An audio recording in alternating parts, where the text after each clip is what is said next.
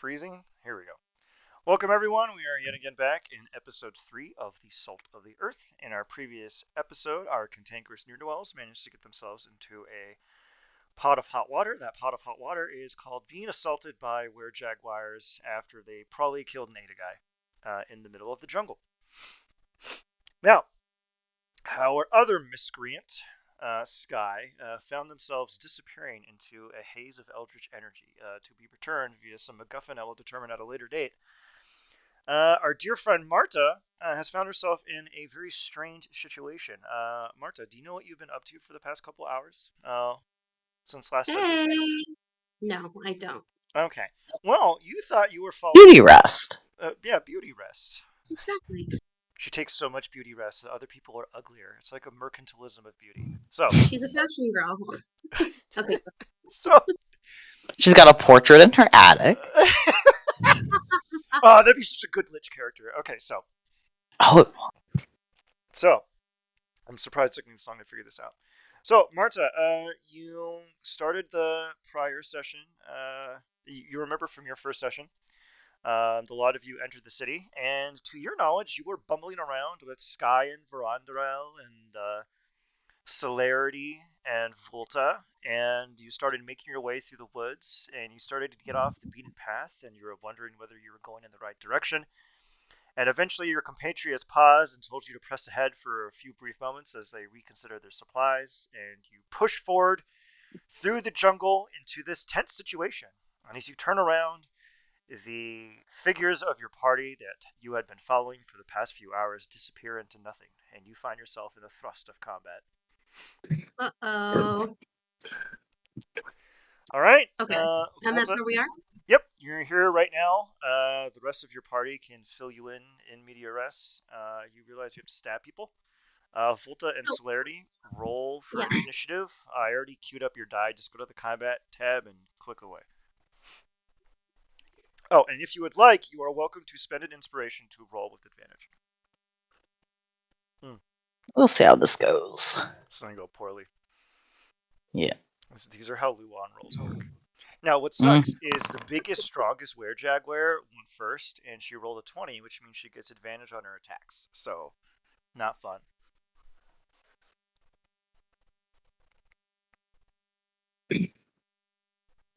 Where did I find the initiative on the sheet? It's next to your ability scores. It's to the left between your ability scores and your armor class. See, it says any. It's just called INI. Just click it. Oh, yeah, my brain was like immediately thinking intelligence. That's fair. Advantage. What the fuck? Matthew, Did you? it's Oh, I thought you nat. 54? I thought you nat 20 for a second there. All right, Dirty 20. let's get this show on the. God damn it. God damn it! Just load the fucking thing, please. I beg you. I'm motivated. Ugh. I'm really happy because the were-jaguar matron, the biggest and strongest one, is right next to Marta.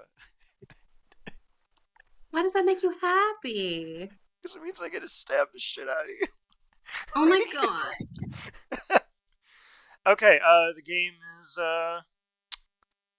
refusing to begin combat. Give me a second, which means I have to log out and then log back in. Oh, I will say one thing. You notice that every single one of the were-jaguars is wearing a kind of slung satchel behind them. It has like a kind of large lump on it. All of them have them on them, except the were-jaguar matron, who has placed it behind a tree and steps forward to viciously assault Marta. It's a good thing. Would I have to use my turn for a perception check to see what those are? Because Celerity has an immediate suspicion. I don't believe in requiring an action to make a social skill in combat. That's really dumb. Just give me your perception check really quick, and I'll tell you what you can vaguely grok. Okay. 10. I will tell you, Celerity is... Because you said it was a sling on their back. Celerity had a baby like a week ago, so their immediate suspicion is oh god, they're bringing their babies into battle. What the fuck? You can see that the other 4 were-jaguars have not done that. All right. So, were-jaguar matron number 1. Let's see here. Oh God, I'm really sorry, Phoenix. This is just. No. I know. I'm really sorry. No. You're right there. They're thirsty for blood. Can I Thankfully, can I do something? let me look at your sheet really quick. Okay. Let's see what we got here. Your AC is pretty high. You have cutting words. So you could use your reaction to cutting words her if she hits you. So just wait to see if she hits you. Watch, she's gonna crit. Okay. Watch, she's gonna crit. No, don't. No, don't bring that energy here. Wait, crazy. I can. Okay, so she's gonna use her claws. Though I'm gonna be a Christian about this. She can attack. Oh God. Thankfully, she doesn't do a lot of damage. So, It's not a crit. well, I still have God. to roll with advantage. Well, Oh. today's somebody's lucky day. Okay, now she's gonna attack one more time. Let's see here, and she's going to attempt to bite you. The bite. They both hit. You can use your reaction to cutting words, which means she will subtract she will subtract 5 for one of those rolls. Uh, Okay. she will still hit on either of No. them. And I'm wearing my best outfit. she like slashes at you, and you're like, "This is cashmere." It's alpaca. The were-jaguar matron steps forward, blood dripping off of her body, and she slashes at you and then comes in for the bite.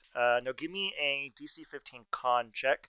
You can just click the box there that says Constitution save versus DC 15. Make sure that your character sheet is selected, though. I mean, your Oh, token okay. on the map is selected, then click it. Sorry. So click my character on the map and then click the Constitution box. Yeah, and then Okay. hopefully you pass this, otherwise you're gonna get a really strange It's appreciation for. it says what type of Constitution check? What do you mean? What type of Constitution check? Well, that's just what I got. That's what the box came up. I'm not sure No, no, no. if that. Okay, look. Click on your character, and then in the chat you'll see bite, and then under that will be a little box that says con save versus DC 15. Click that. Hmm. Oh, you have In to the put. chat. Yeah, look. Okay. You see it? See it. Okay. All right, just click the box, and hopefully you pass. Otherwise, you're gonna start getting a strange appreciation for the moon. Sorry, the box. The box is it the arrow that I need to click, the little reverse arrow, or I'm just a little confused. Oh wait. I think I see it. So a bite I see, and then I click Constitution save versus DC 15? Is that correct? Yes, just click that, and it'll automatically roll for you. Wow, holy shit! Woo! You okay? If you say something funny after she bites you and you don't contract therianthropy, I will give you inspiration. What funny thing do you say? I do you understand thread count? I don't think you do. That's Okay, that's pretty good. I would have gone with furs not in this season. oh shoot! Dang it! That's so much better. Okay, but that's what I'm going with then. Yeah. Oh, My thread so count. the 10 doesn't count. So congrats, you do not contract lycanthropy. So you are not going to turn into a Sweet. jaguar. I can't be bursting out of outfits left and right, you know? It's just not gonna work for me. Okay, I'm gonna apply the damage to your sheet. You don't have resistance to piercing, do you? What was that? You don't have resistance to piercing. I doubt you do. No, you do not. Okay. So I'll apply the damage to your sheet. Thankfully for you, yeah, you're down 10 points. You're down 12 points. You're doing all right. Okay. And let me see here. Huh. I'll do that next time. All right, that is the end of the were-jaguar matron's turn, and God help me, it is now Volta's turn.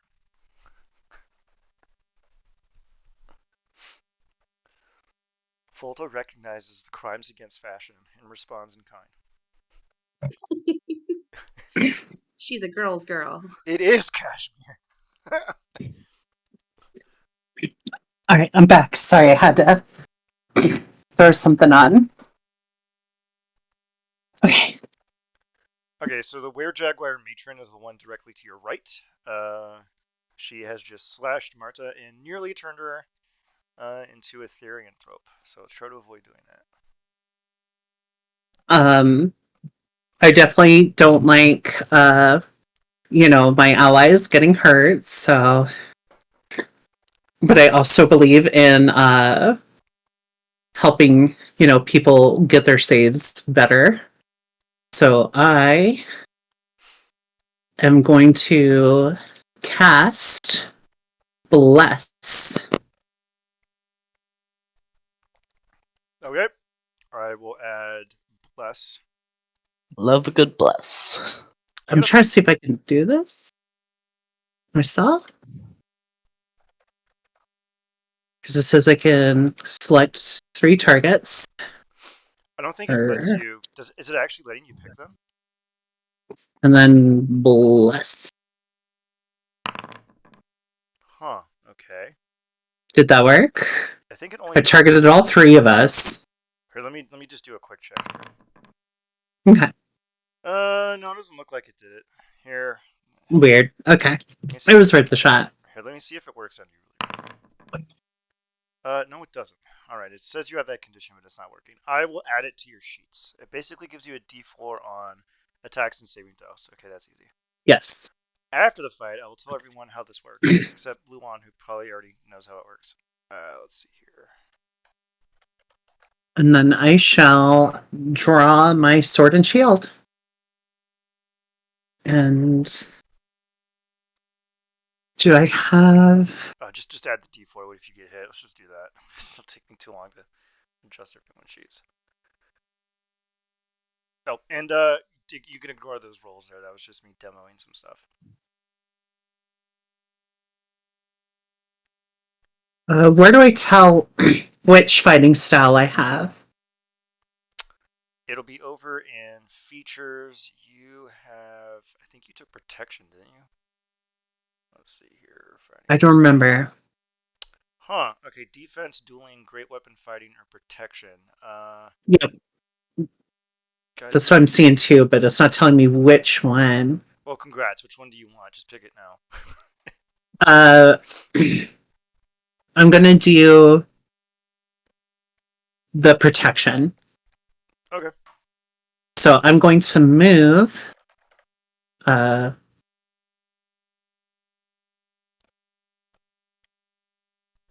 It's just reaction disadvantage on an attack within 5 feet, including you are an ally. uh, I don't remember. Do I need to be within melee range of the attacking creature as well, or just my ally? Let me double check. Because if it's just my ally, I'm going to stay right here so I can Yeah, it just says protect both of them. when a creature you can see attacks a target other than you that is within 5 feet of you, so it's the target, not the attacker. So yeah, if you're right there, you can protect both of them. All right, then I'm good. That's my turn. All right, perfect. Okay, it is Were Jaguar 2. Were Jaguar 2, let me see here. So we're going to go right here, and I'm going to soft squishy bugbear. It looks really delicious, so they're going to claw you twice, and I'm going to assume that misses. Miss and a miss. Okay, good, yeah. This is just how it is now. Alright. And God help me, it is now Celerity's turn. Alright, I'll go for the one that just hit me. I'm gonna hold off on using any discipline points until I see how well or how poorly just normal hits do against this thing. So I'll do one action attack and one bonus action attack. Okay. Okay. Attack 1 and attack 2. Oh, God. Why?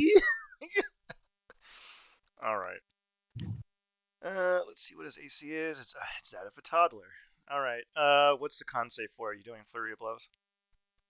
No, I think that's just built into the weapon so that it pops up. I'm not doing flurry of blows yet. Okay. That's fine by me. Wait, your fists don't count as magical yet, right? Let's see. I think you took a magic item, right? Let's see here. Eldritch Claw Tattoo. Dragonhide Belt. Oh, Slayer. Yeah, let's see what level that is. I don't think that's still 6. And so I have some really good. Yeah, I think you're right. Let me scroll down. Yeah, Empowered Strikes is. Oh no, that's where it deals force damage. Huh. Where is it?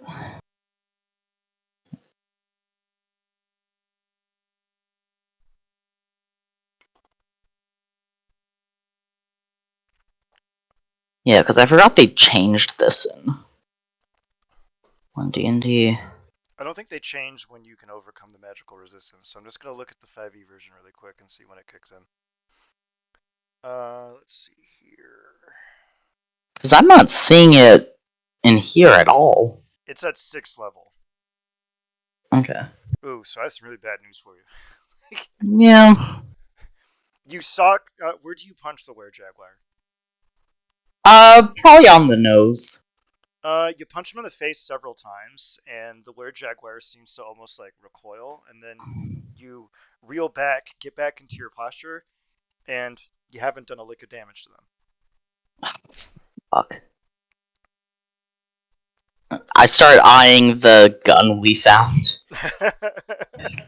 It is basically this square right here. Actually, I'll put a little thing on it so you can remember. It is right there.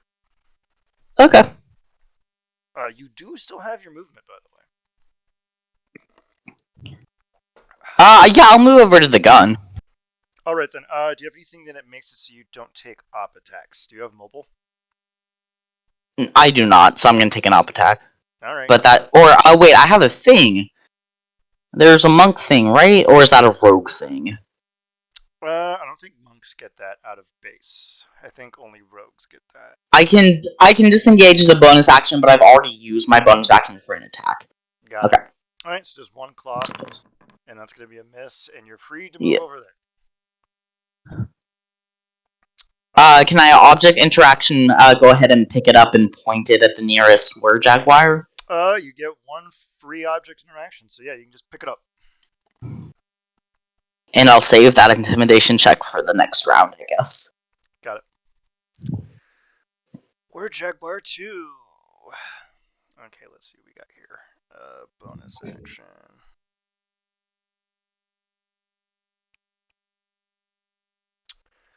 Let's see here. This jaguar is move over here.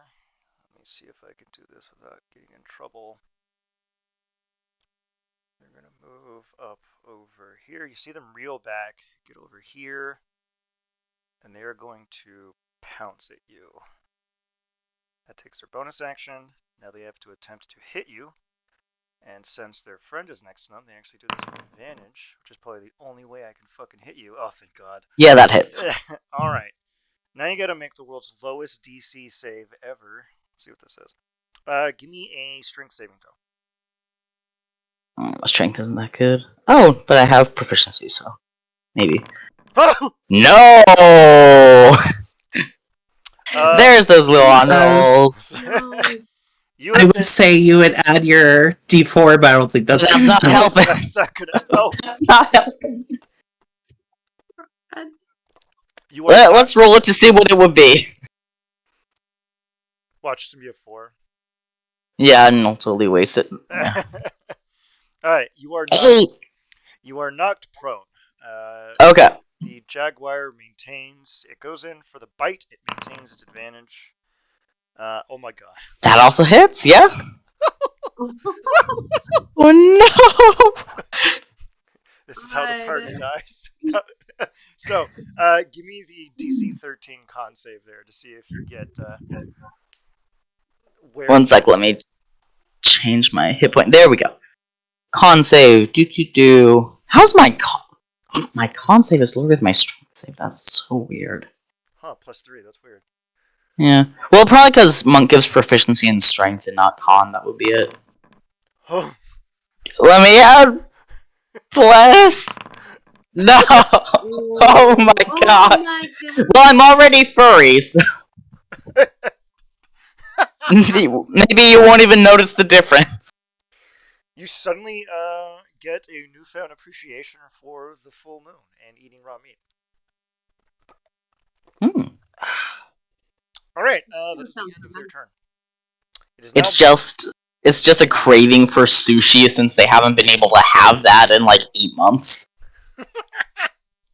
Okay, Marta, it is your turn. Okay. I am going to try to uh oh, I'm sorry, I stopped holding the button. Um let me see. Okay, so where are we exactly? So this one right next to me, he like reached out and like gave me a little bit of a slash, and that's pretty much it, right? Basically, yeah, and you managed to avoid getting jaguar thropy from them. Okay, perfect. Okay, so I guess can I know, well, that might not be a great idea. I'm sorry. The pro gamer move right now would be Uh-huh. to hold person the biggest, strongest one. Okay, that's I was thinking about doing that. So, let's do that. You, So should I need to roll, right? Hold person? yeah, just click the little button to the left of it, and then it'll roll. And then you're gonna designate the matron. I'm gonna click on the matron, and oh, god damn it! Oh, congrats! Now she's fucking paralyzed. Oh my god, I paralyzed the were jaguar? Is Yeah, what you're you saying? did. You Hell paralyzed the yeah. Oh, matron. nice. I will add the Okay. I will add the paralysis tag to it if I remember which one it fucking is. Of course, these aren't in alphabetical order because God is dead. Let's see here. Oh, here we go. It's like a weird, like, small image of a dude T-posing, which is kind of funny. Oh, she's paralyzed. You have your bonus action, which you can use to give someone a bardic inspiration. Would you like to do that? Yes. All right, your bardic inspiration. Let's see here. Features. Where the fuck is it? It is over on your features tab. I'm just looking for you. Is oh god. Hold on a second. It rolled the entire table. Hold on a Crispy. second. Oh my gosh. All right, we don't need that. Don't click on that button ever again.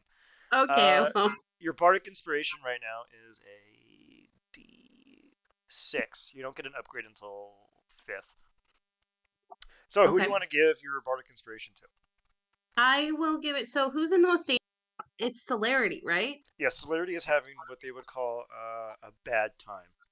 Okay, I will give it to celerity Thank you. Alright, and Celerity, help you them. may use that bardic inspiration as you see fit. Will do. Alright, where Jaguar number. Forgive me, Master, I have to go out all this once. The Jaguar steps back. Actually, there's really no point in pouncing. I'm just gonna come over here and stab you twice. Oh my god. I thought I held them. Is that not is that not the person?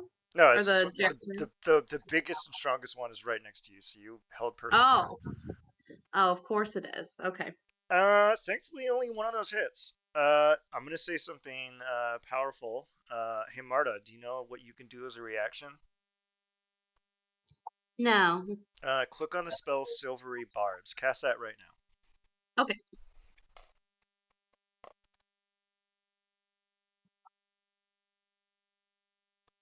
Okay, let's So see what we got here. there we go. That basically makes them have to roll again and then take the lower of the three numbers. So I have to do this weird thing where I have to attack again. Okay, so it's a 14. So you make both attacks miss. Congratulations, Marta. Now you can give someone advantage on their next roll. Who do you want to give that advantage to? Well, Voltra is going next, or Volta, excuse me, is going next. So I think I will give that to her. All right, perfect. Volta, you have Thank you. advantage on your next attack roll. All right, Jaguar Prime is going to do a lunge attack over at Volta. She. Oh, that one. Never mind. Yeah. Okay. So, bonus action, DC 14 strength saving throw, which you're probably gonna pass. If you don't pass this, I'll eat my hat. Let's see what we got here. If I somehow knock down this, oh wait, actually, hold on a second. I have to make sure I hit you for. Okay, never mind. That was a miracle roll. Okay, now you have to make the strength saving throw. Let's see here. Huh. You could protection yourself, which is kind of weird, but that's like a thing. Well, since yeah, I'll go ahead and do the protection on myself. Okay, that is your reaction, and that is a miss. It's going to. Since I'm about to be my turn anyway. Yeah, me as well. And I'll refresh my reaction. Let's see here. That'll do. That only covers the first attack. I sincerely doubt they're going to get lucky a second time. Yep. Sounds about right. Sure one. You put up your shield and dodge the first claw attack. The weird jaguar, in its rage, reels back with its left paw and swipes again, only to strike your shield and chip a nail. The weird jaguar matron does nothing. Let me just double check. Hold person. Oh, you make a wisdom saving throw at the end of its turn. Okay, there we go. At the end of her turn. Thank you. Okay, let's see here. Yeah, not her strong suit. Oh, this is so fucking bad. Okay, Volta, what are you gonna do, and why is it absolutely destroying the weird jaguar matron? Celerity's not looking hot right now. No, I'm not bloodied yet, but still not great. Okay. Honestly, I think if you have to choose between the one that's on me and the matron, go for the matron, because she seems to be the most dangerous. She's the one that's being held right now, though, right? Yes. Oh, would that break the hold? Oh, no, it wouldn't. But the prime is... Well, remember, she can't do anything until for like another 2 rounds, because even if she passes the save on round 3, she's not going to be able to attack until round 4. So she's actually. But you said prime is right here? What do you mean prime is right here? You called, or this one, I think you called this one prime? No, I said when it moved and attacked? No, he was primed to pounce. That's what I said. Oh, okay. I thought there was there's the matron and then the alpha or something. Okay. All right. Do you want to evaporate one of these were-jaguars? Yeah, I was just trying to decide if I was going to take some of attack of opportunities just so I could get closer to celerity and heal, but you can. They have a +5 to hit. So not. Okay. Not the. Then I will target the one in front of me and attack with Fellblade. I'll just roll again. I forgot to roll with advantage. Yeah, go ahead. Oh, okay. That is my microphone. Sorry, my cat just batted my microphone like a toy. And since I landed a hit, I'm going to go ahead and Paladin Smite, using up a spell slot. I already gave you the Smite spell, right? There's a way to make it so it calculates the damage and it's easier for me to adjudicate. We'll fix it in post. Go ahead and do your Smite. Oh no. See, that's not. Oh, okay. Okay, hold on a second. Do math now. It's just terrible. Alright, 1 minute. I could just throw the D6 in. Yeah, 1 minute here. Gotta remember. Paladin. Smite. Okay, well, you only have first level spell slots, so it would be 2d8 damage. So just roll me 2d8. Okay. And oh god, this guy. Let me see. 16 radiant, 26 slashing. He only had 25, so he just evaporates in the dust. All right, yeah, I bring my Oh yeah. greenish blade down and just like split the skull in half. You break the creature's skull. Radiant energy begins to course through its body. Its fur and claws recede into its body, and it reverts to its normal form. Everyone is welcome to make a perception check here, except Celerity, who is a little bit preoccupied. That's fine. Yeah, I don't think Celerity's interested right now. With advantage. I'll just do it again. If you want to roll with advantage, if you hover over the number you already rolled, you'll see a negative and a positive. Just click the positive, and then it'll roll it. Oh, well, look Yeah. at that! Look at that! Oh, okay. Wait, I see. The two ends of the spectrum. I will give you Yep. the DC on this is like 10. The creature that evaporates before you, you can see that its skin is a kind of rich brown, and that the texture of its flesh is pockmarked and rippled, almost like you know when you like pluck a chicken, and it's got that weird kind of goose flesh texture to it. Ugh. Yeah, that's the texture of this creature. You can't tell what its face looks like because you caved it in. But it drops to the ground. You can see that its knees bend backwards instead of forwards, and it seems to have double jointed limbs. This is not the humanoid that you have seen before.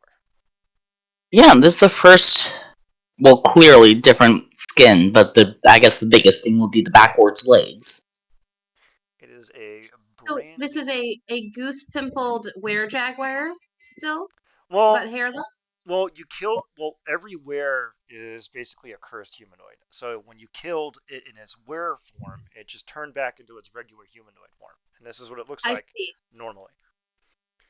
Okay, got it. But it doesn't look great, is what you're telling me. Like it's not like back to its full human form or something. No, it Or is. is it? This is Oh, I'm sorry. when you Okay, when you kill one of these things, it will turn back into the normal form, and this is its normal form. okay, got it. All right, that is what you get out of that.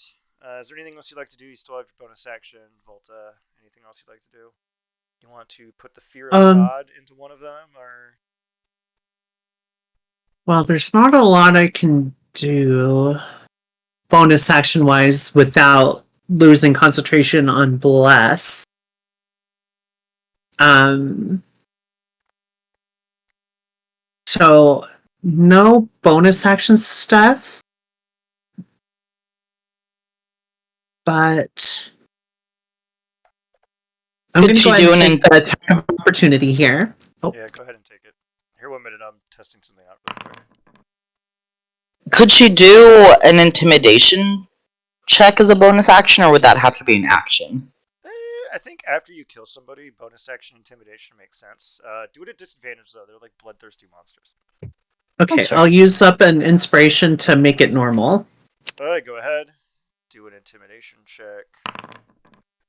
And I think I have to. I got to look up what the fuck the counter is for intimidation. Intimidation. I've seen people do wisdom saves, but I've also seen people just like set a DC. I think that's sufficient. The creature is cowed and seems to take a respite from slashing it. You do not take the opposite. Okay. I expand my wings and like make myself look big and scary. Oh wow, that thing's way bigger than it looked earlier, and I'm very confused because they are much larger now. All right, and then I shall move right here. So that way, Celerity, you can like move right like here without taking attack of opportunity, and then I can provide protection and maybe even heal you next turn. Oh yeah. I swear to God, if All you right, just do a that's it. barrel roll through that and then turn the gun around and say some badass cheesy action line, I will give you an inspo. But it's got to be No, I'm good. Did the big ol' intimidation. Alright, good. Celerity, Oh, you're talking about Celerity. yeah, Okay. Celerity, it is your turn. You have the gun in your hands. You can intuit that it is loaded. I will drop it into your inventory 1 minute. Would it be disadvantaged to shoot this thing point blank in the face? It would. Mm. But seeing as how you are backed into a corner, and if you say something really badass when you barrel roll into that little diagonal corner, I'll let it be flat. Oh. Okay, the gun is in your inventory. It is called a Giselle. Love it. And if you click it should just work. Alright, No, here we go. monks don't get any benefit from getting up from prone. Instead of half movement, I'm going to give you 5 feet to get up from prone. Okay. I'll get up from prone. Barrel roll into which corner did you say it was? This one? Yeah, because Yes. it'll be covered by Volta. Okay. So fucking. Wait, wouldn't it still be flat if I rolled right here because we're flanking? Well, you could attack first and then move, yeah. You could bonus action pistol whip him with the butt of the weapon and then move to the corner there if you wanted. I like that. I like that. Clarity will just look at him and say, "Eat this," and then pistol whip it in the nose. Alright, give me a bonus action unarmed attack. We'll just treat that as hitting him with the butt of the rifle. Okay. Motherfucker! Your D4. I'm gonna use my inspiration on this because I want it to hit. Yeah, go ahead. God damn. Oh, Nice. Okay, that's better. Okay, there we go. Perfect. You hit him in the fucking nose, and thankfully for you, the gun counts as. Oh wait, the gun counts as magic, so I'm gonna deal his actual damage to him. Oh, okay. Okay. That was not a kosher moment for him. All right, what do you want to do? Yeah, and I've been reading through the playtest materials. I don't see anything in the monk section about overcoming magical damage, magical resistance. You're gonna get it at 6, just like you would, Rick. Okay. We'll go with that. Good. Oh, what's fun about that Alright. too is that ability works in an anti-magic field. So. Mm-hmm. All right, so you have your bonus action. You pistol whip them. You have your action. Do you want to barrel roll and shoot his friend? What do you want to do here? I'll barrel roll and shoot.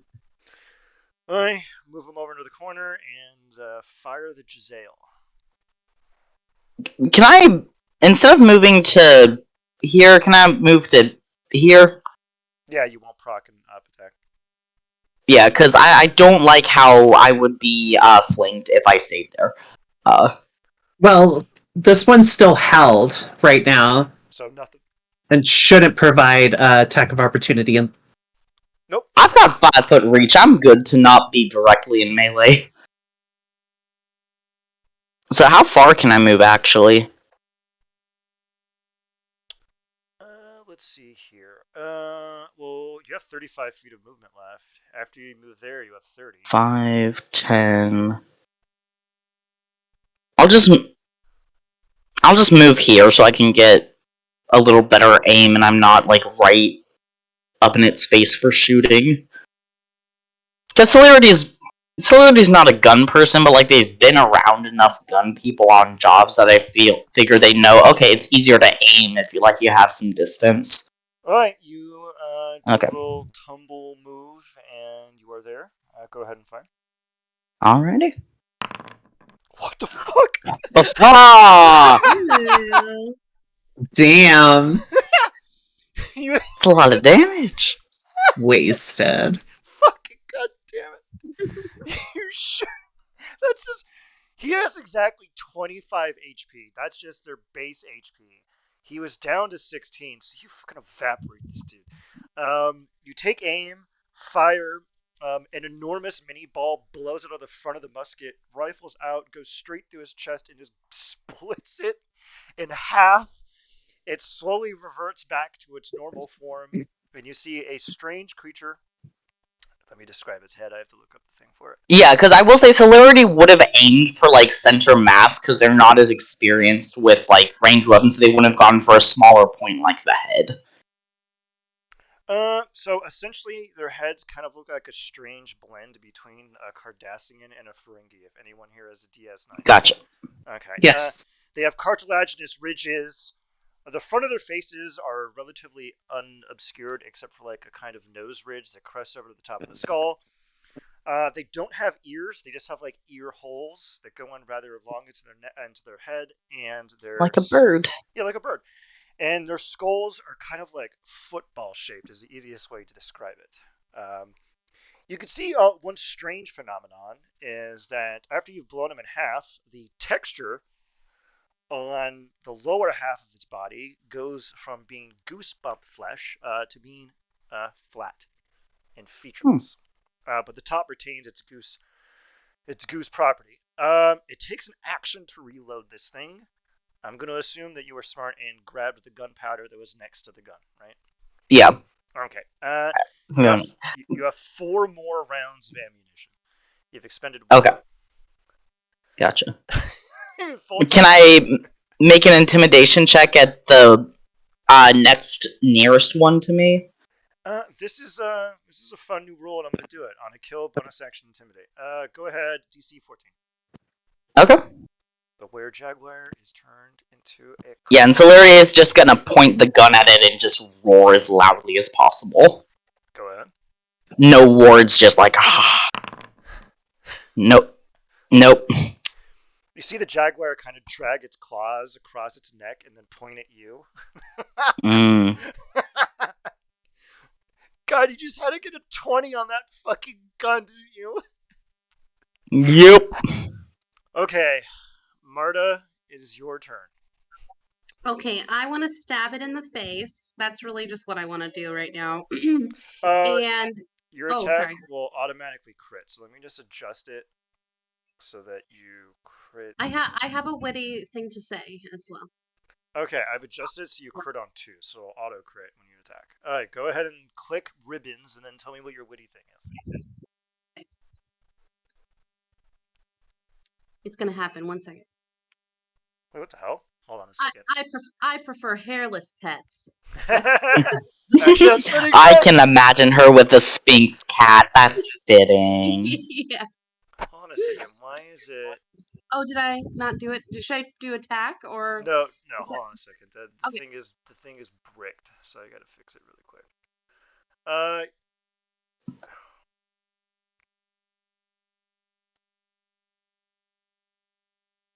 let me see here. This should fix it. There we go. Okay. Hell yeah. You had a short sword as your weapon, right? Yes, I believe so. Okay. That or it might be a rapier though. I'm not actually sure, but They do the same amount of damage. Doesn't really matter. okay. Okay, so you deal 9 damage to the creature. I will apply that damage. I'm pretty sure bards get rapiers, not short swords, so it's probably a rapier. Okay. I think I see it. So it's a little rapier covered in little ribbons and stuff, and you stab him right through the chest. And All right. Mama don't like that. All right. You still have your bonus action. You can actually give somebody else a bardic inspiration. Okay. Oh, I should have used my bardic on the attack, the intimidation. Okay, next time. So we have killed 2, right? There's the one up there with the little skull in the corner. Yeah, and the other one I just deleted. Like but he's like Oh, sitting right he's there. His corpse is right okay. Got it. Okay. So is anyone in trouble right now? Or are we pretty evenly matched out there? there. You've turned this around. But since Celerity has the boomstick, I don't know. Give Volta a bardic inspiration just so that. That's what I'm thinking. Yes. Yeah, because I already have one, so. Okay, yeah, we'll just go down the line here. So Volta, you can have the bardic, excuse me, inspiration. Thank you for the inspiration. Oh, since your character is a tailor, what I think you do is you toss someone like a magical piece of cloth or something. I don't know. That could work. Think about Oh, it. like tossing a knight in your favor at a joust. Oh, actually, that is pretty rad. It's an excellent idea. Yeah, So yeah, if you want to do that, that's how I would I flavor your bardic tailor. I do that. All right, And go. all right. Let's see what do we have next. We have last were jaguar. Okay, so um, The were-jaguar sees that your gun is unloaded, and they're like, oh, "Now or never, Jerry." So they're gonna pounce at you. They're gonna make an attack, which they're probably going to miss. Cause yeah, there we go. Yeah, They're gonna swipe at you again. that does hit. Okay, now give me DC 14 Strength. Gotcha. Prone doesn't really. Oh god. Yeah, and Ooh. I'm fine to be knocked prone again. I haven't needed my movement too much, so Okay, and that's okay. just apply. I'm gonna Luan. Whenever the damage comes up and you take it, just apply it to your sheet. Oh yeah, I keep forgetting to do that. Yep. I just apply the I've damage. been going into my character sheet and like typing the damage. Sad. Okay, so let's see what we I'll got. use the buttons next time. Alright, that is that Jaguar's turn. We have one weird Jaguar left. You are now prone, which means the attacks are at advantage. So they're gonna walk Oh over here. yeah, that's why I wouldn't want to be knocked prone. Being prone is bad. Yeah. Prone is bad, okay. They're gonna bite you twice. And I'm gonna roll those at advantage. Oh man, Yep. today's You keep rolling 21. I know, it's so weird. Like consistently. It's really fucking Apply bewildering. full damage to select token. Alright, Celerity is now officially bloodied. Alright, and give me that DC 13 con save to see if you decide Yeah. to turn into a werewolf. If it gets worse. It gets worse. I'm gonna use the Can I use the inspiration on that? It doesn't get worse. You still have the same amount of lycanthropy. It's the same. Okay. Yeah, you're fine. You do feel that sashimi is actually justified as a culinary practice, though. I look at the. Has this were Jaguar taken damage yet? Neither of these two have taken a lick of damage. Ooh. I still look at it and just, or Celerity like looks out of the corner of their eye to one of the corpses and just like licks their lips. All right. It is the matron's turn. She's going to fail this. It is no longer the matron's turn. It is now Volta's turn. Oh, Lilith, if you look in your spellbook, you'll see something that says Divine Smite. That is the easy way. Yay. It automatically scales. So if you click it, once you eventually have second level spell slots, you could pick a different spell slot and it'll automatically upscale. So when you Divine Smite, just click that. Alright. Paladin, it's 4 p.m. I just How are you doing, Celerity, health-wise?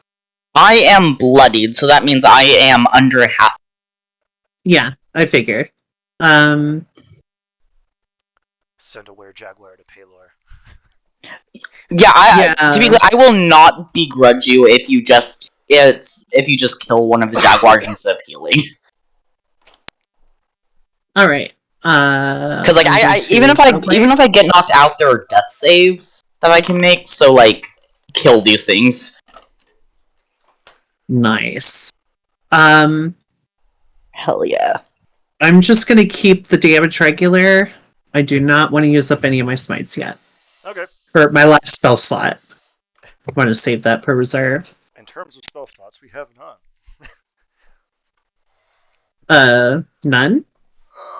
No, I was just referencing that thing. Oh, okay. The miniature. Alright, so, oh my god. You're hitting righty over here? Oh my god. My man's is on his last furry legs. Damn straight. Alright, yeah, pretty much all my spells are freaking concentration, so. Yeah, that's the curse of paladins. Yep. Why do you I'll pass the turn. Bless. Why would you concentrate using your smite slots? Because I was trying to give all of us like resistance to the bites and stuff, because we can add that D4 plus the D4 to attacks. Yeah, that's true. Alright, Celerity, it is your turn. If you want, I will allow inspirations to be burned to auto-reload a weapon.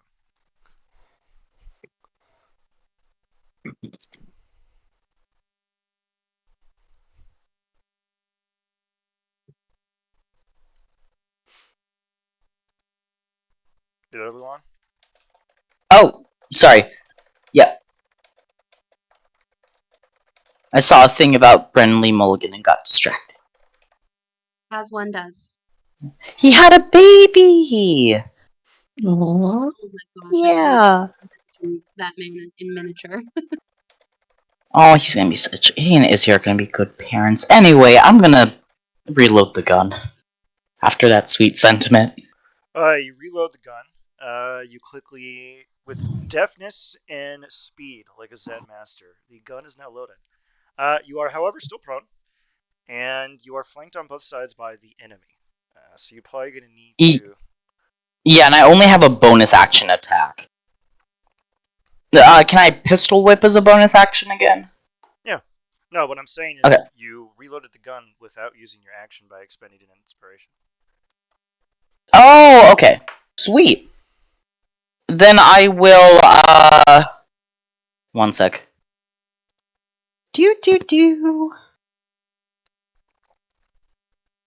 No, that's not. Oh, there it is. Disengage. Patient defense. Okay.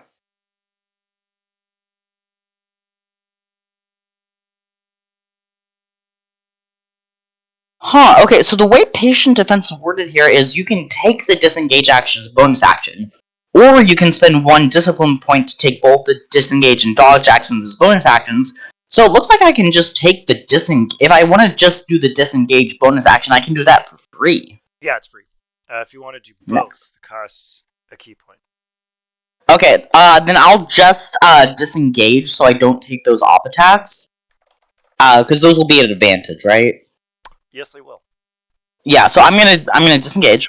All right, you yeet out of their range. You see them shaking. Back the fuck up. Is there anything I can? Is there anything I can get like up on? Not really. Okay. I'm really sorry, but you cannot get the high ground, Anakin. Yeah. Oh no. And then I'll Sorry, go ahead. whichever's taken the least damage, I'm gonna blast in the face. The guy on the left has not taken a lick. Go ahead and roll. Okay, just because it seems like this gun does a lot of damage, and you said one of them was on their last legs, so I want to use the bulk of the damage on the one that hasn't had any yet. Alrighty. All right, perfect. You aim, you fire, and 12 piercing damage right into the gullet of the Lair Jaguar on the left. Alrighty. Nothing witty to say, and I already used my bonus action, and... Ooh. Jaguars can probably swim, can't they? Yeah, Jaguars are actually excellent swimmers. Okay, never mind. I'm not gonna get in the water. So anyway, the were sharks enter initiative. Oh, have you ever seen the McElroy bit Glass Shark? No, I have not. I'll send it to you later. All right, perfect. All right, Marta, it is your turn. Okay. Let's see here. So just to be clear, the where matron to the side of me is still alive. What I'm so sorry. I do need to just like ask a couple questions. Is the cross in the upper left corner of that? What does that mean exactly? And she is paralyzed. Oh, it's oh, okay, duh. Okay. Okay.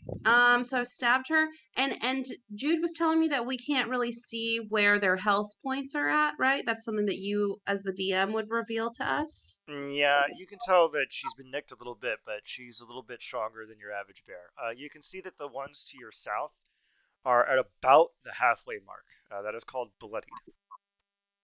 Okay. Okay. So they're bloodied.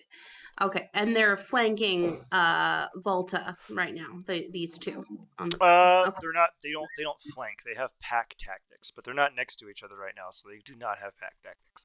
Oh. Okay. Okay. Okay. So then I think is gonna move to because where matron is still held. It sounds like so she's gonna move to try to take out one of these two baddies at the bottom here, like on the two sides or whatever. that are separated. You won't take Which an one? attack of opportunity because she is Huh? paralyzed. Wait, what? You won't take an attack of opportunity because she is paralyzed. Oh, I'm paralyzed? No, she is paralyzed, so you will not take an attack of opportunity if you move. Okay. Okay. Uh, Uh, they're both about the same, honestly. Dealer's choice. One on the left or one on the right? I will do the one on the right. Okay, I'll just move your token down there. Okay. Go ahead and roll the stab. They have the AC of a toddler. Let's see what we got here. It's a good thing. Stab. It's a good thing.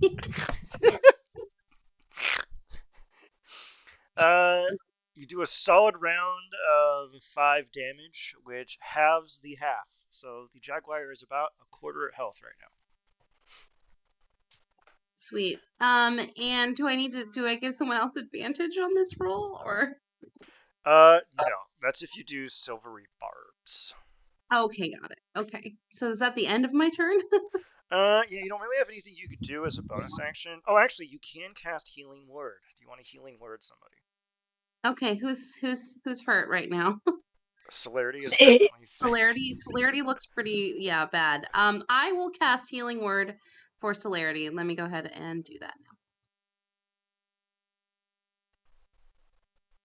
That'll ask what level you want to do it at, because we'll go big. And okay, 8. Whoops. Oh yeah. No longer bloodied. I didn't hear no bell. All right. So you've done your bonus action and you've done your action. I don't think there's anything else you'd like Oh, to that just did damage to me. Oh god. What? Did you Okay, Well, click? I'm just 13. gonna stand here and look pretty now. So It's the button on the left with the hearts on it that you want in order to do Yes. it. Your HP would be 29. Yeah. There we go. There we go. Okay. I sit there and look pretty, Marta. Thank you. It is the Were-Jaguar's turn. It is the Were-Jaguar in front of Marta, so they are going to bite. And, no, they're not. Okay. Oh, you're gonna use you want to be a little ass and use silvery barbs on them? Yes, I do. Okay, I'm gonna roll at disadvantage, and they Okay. miss. Unfortunately, they attack twice a turn, so they're gonna do that again. Why did I move to the spot? So they hit you. Go ahead and No, make that con save, but you can give someone No. advantage. Who do you want to give advantage to? myself. I don't know. You can So give yourself advantage. Silvery barbs let you give advantage so to anybody. they bit me though. Yeah, Is they hit. that right? Well, they missed on the first attack, but they hit you on the second attack because they attacked twice a turn. I'm gonna shield or protection and give disadvantage on the attack. Okay, let's see what we got here, and that misses. So congratulations. The power of friendship. Good. The Were-Jaguar is angry. Okay. Were-Jaguar 2 is going to move in for the kill, and you know what? This is just an anti-bar day, so. Okay. No. You both have already expended your reactions. Give me that con save, Marta. You could give yourself the advantage if you would like. Well, you pass, so you don't really need it. You Sweet. are going to take 5 points of piercing damage, however. From the teeth? Yes. Is that bad? Yeah, that's bad. Okay. You pass the con save though, so you do not feel an inclination towards sashimi, at least not yet. And does Okay. a 23 hit? Oh my god. You take another bite attack for 10 piercing damage. You are not very halal right now. Oh, actually, you have to make your con saves on hold monster. See how the little thing popped up? Okay, you passed. Now click the second one. Are you okay? The sex one? Oh, excuse me. I'm sorry. The second one? Yeah, the second one. 10? Wow, what the fuck? Hell yeah. It's weird. All right. You held on hold monster. Now give me the second con save for your Were-Jaguar bite. Sorry, what do I do? Give me your second con save for the Were-Jaguar bite.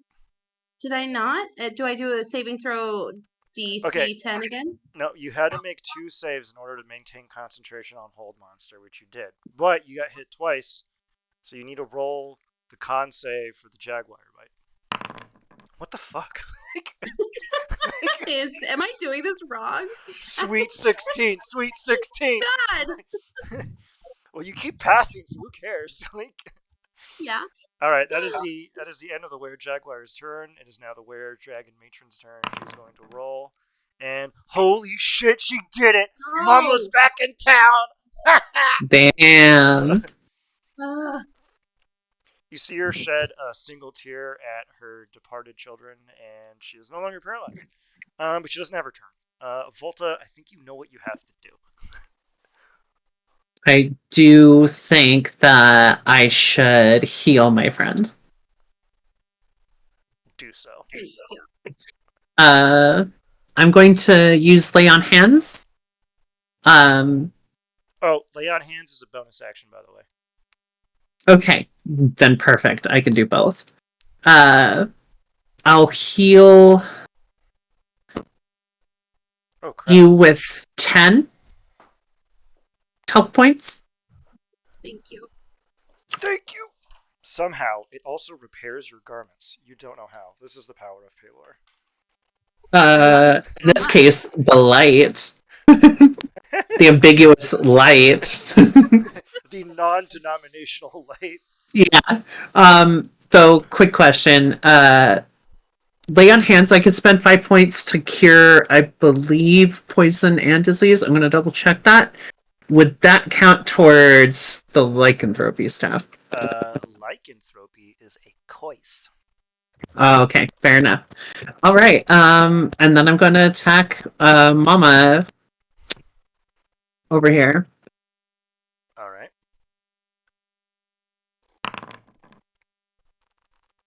And then I'm going to go ahead and use my spell slot, and we're going to do some heckin' damage.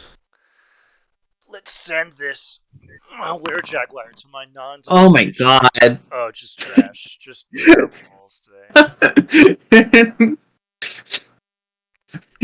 Minimal damage both times. You drive your blade into her. Radiant light courses across her, singeing some of her fur, revealing the underlying goose-pimpled flesh of her original humanoid body. But, you know, Mama here wasn't raised by no bitch, and she's still standing. Yep. I'll feel slightly disappointed and pass my turn. Okay. Celerity! The future is in your hands. I'm gonna take an aim at Big Mama. Wait. Did you load the gun? Fuck, I gotta load the gun. Yeah, I'm gonna load. I gotta load the gun. Do you still have inspo left? I think I only had the one. I will give you one more, just so you can vaporize one more person. Okay. I will hopefully vaporize Big Mama. If that doesn't hit, I'm gonna. Well, let's see if Bless gets it up there, because I bet her AC is higher. Okay, you don't have to do anything, because her AC is 12. Oh, damn, okay. They have the AC of toddlers. That damage is enough. You bring down Mama. Nice. You brought down Big Mama's house. This is very with our powers combined. The power of friendship. And gunpowder. The projectile bursts forward and blows a serious chunk out of Mama's side. She falls to the ground and starts to contort and writhe, and blood comes out of her like a fountain. Oh. I love that color of red. Oh, do you? And I'll put a hand on my chest, being all crimson red. Okay, instead of using my bonus action to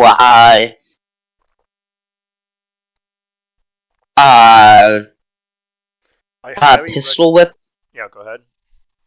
I want to try and make another intimidation check to see if I can get the remaining ones to run away. Go ahead. DC 18. Because I did just kill their leader. Can I actually? Which one of these is Big Mama? She's the one all the way back here. Okay, I have enough movement to get to her.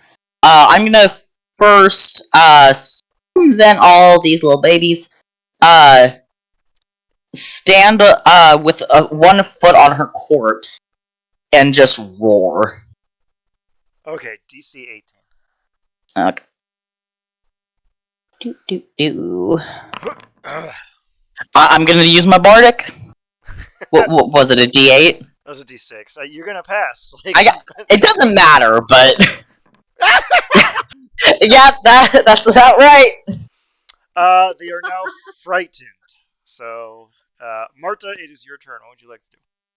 So I'm going to add to the sort of fray of the roaring and the voices, and I'm going to cast Dissident Whisper onto the were jaguar right beneath me. I've been watching a lot of Drag Race, so I'm just gonna say sashay away as I cast Dissident Whisper. She's too I like. powerful a queen. They just vaporize. I already know what to say if they fail this. All right, go ahead and cast a spell. It's a Wisdom save, DC 16. Wow. Did that work? Ah, No! Oh my! Did that work? I'm that's good for you. okay. He only had 6 And HP. sashay away. He only had 6 HP left, so his mind implodes due to the power of drag. He is dead. Yes. He was secretly Ron DeSantis the whole time. As the Oh my creature gosh. as the Yes. creature returns to its normal form, you see a That's right. pair of high-heeled cowboy boots. I was gonna say. Time to pack up your booties and go. Now that was good. Like, all right, all right, all right. Oh my god. Is there anything else you'd like to do? You still have your bonus action. Uh, so bonus action, so I can hit the other jaguar as well with something. I don't think you Can have I? any Can bonus I? action. Nothing. Oh wait, what? Oh, I'm sorry. I don't have anything. Nope. Just Okay, because it was an action, I don't think you have any other bonus actions. then I go silent and judge. Sashay away. That's really fucking funny. Okay, the last word Jaguar is gonna dip. You two get attacks of opportunity. Which two? Marta and Volta. Gotcha. And also, no, Celerity's too. Oh, wait, you're a bugbear, which means Oh, I have you the reach. you could pistol whip them from where you are. Oh my gosh. It's so stupid to just do it. Just like a slinky arm. It's so gross to think about. All right, go ahead and somehow pistol whip them from 10 feet away. everyone make one melee attack. Okay. I want to see how badly we killed this guy. And just in case, I'll add a d4 to my roll with my bless. Okay, you didn't have to do that. AC of 12. I'm gonna I start. figured. I'm gonna start from the top here and see whether my brother. Oh man, this guy's fucking dead. Yeah. You. Everyone's attacked. You start pummeling the shit out of him, and then one delicate, extremely weird, slinky rifle butt to the back of the head caves in his skull. He slumps forward, rich dark blood flowing out of his skull, and he reverts back to his normal goose pimple self. Combat is over. Congratulations, everybody. Yay! You all can take an inspo, especially because of Sashay away. Everyone gets an inspo because of Sashay. All of that. Like it. Okay. Now, Marta can ask the party, why are we here? What's going on? Oh god, why were we? That's all. You are on your way to a distillery to figure out why the Thought Core, basically the Baron of the previous city's family, mysteriously died of a plague. You made your way through the woods and you came across this encampment. Oh, also, everyone is now welcome to make a perception check with advantage. And then after somebody explains to Marta what is happening, we will then determine what happens with the perception check. I'm gonna turn to Volta specifically. I love you, Luan. I'm gonna turn to Volta specifically because I deem them to be fashionable. That's fair. Fair, fair. Yeah, Yeah, no, celerity Oh, is completely not even an athleisure. It's just like It's regular. old. It's just like 5-year-old like it's tank it's like top and it's like two panels and maybe a yeah, it's shirt. very utilitarian like workout wear. Yeah, and that's fine. well, you see, we are on the mission to look at somewhere at a distillery, and on our way, we found this encampment, and it would seem that I believe, hunters um, here were attacked by these were jaguars, probably dragged off because we did not find blood in the camp, but by the time we figured this out, we were attacked. I see. And we're sure that the were-jaguars weren't the hunters themselves. They could be. I do not know. Maybe we should look around the camp a little bit. Can we do that, Ian? No, that's not allowed. Yeah, you can do that. Right. Can we also take a quick break for 1 second? I'm so sorry. We will take It's okay. a. We will take a. Okay, we'll take like a minute break. I have to go urinate anyway. All right, Okay, everyone, yeah. potty break. All right, we're back from the potty break. Before our potty break, Marta came up with the brilliant idea to loot.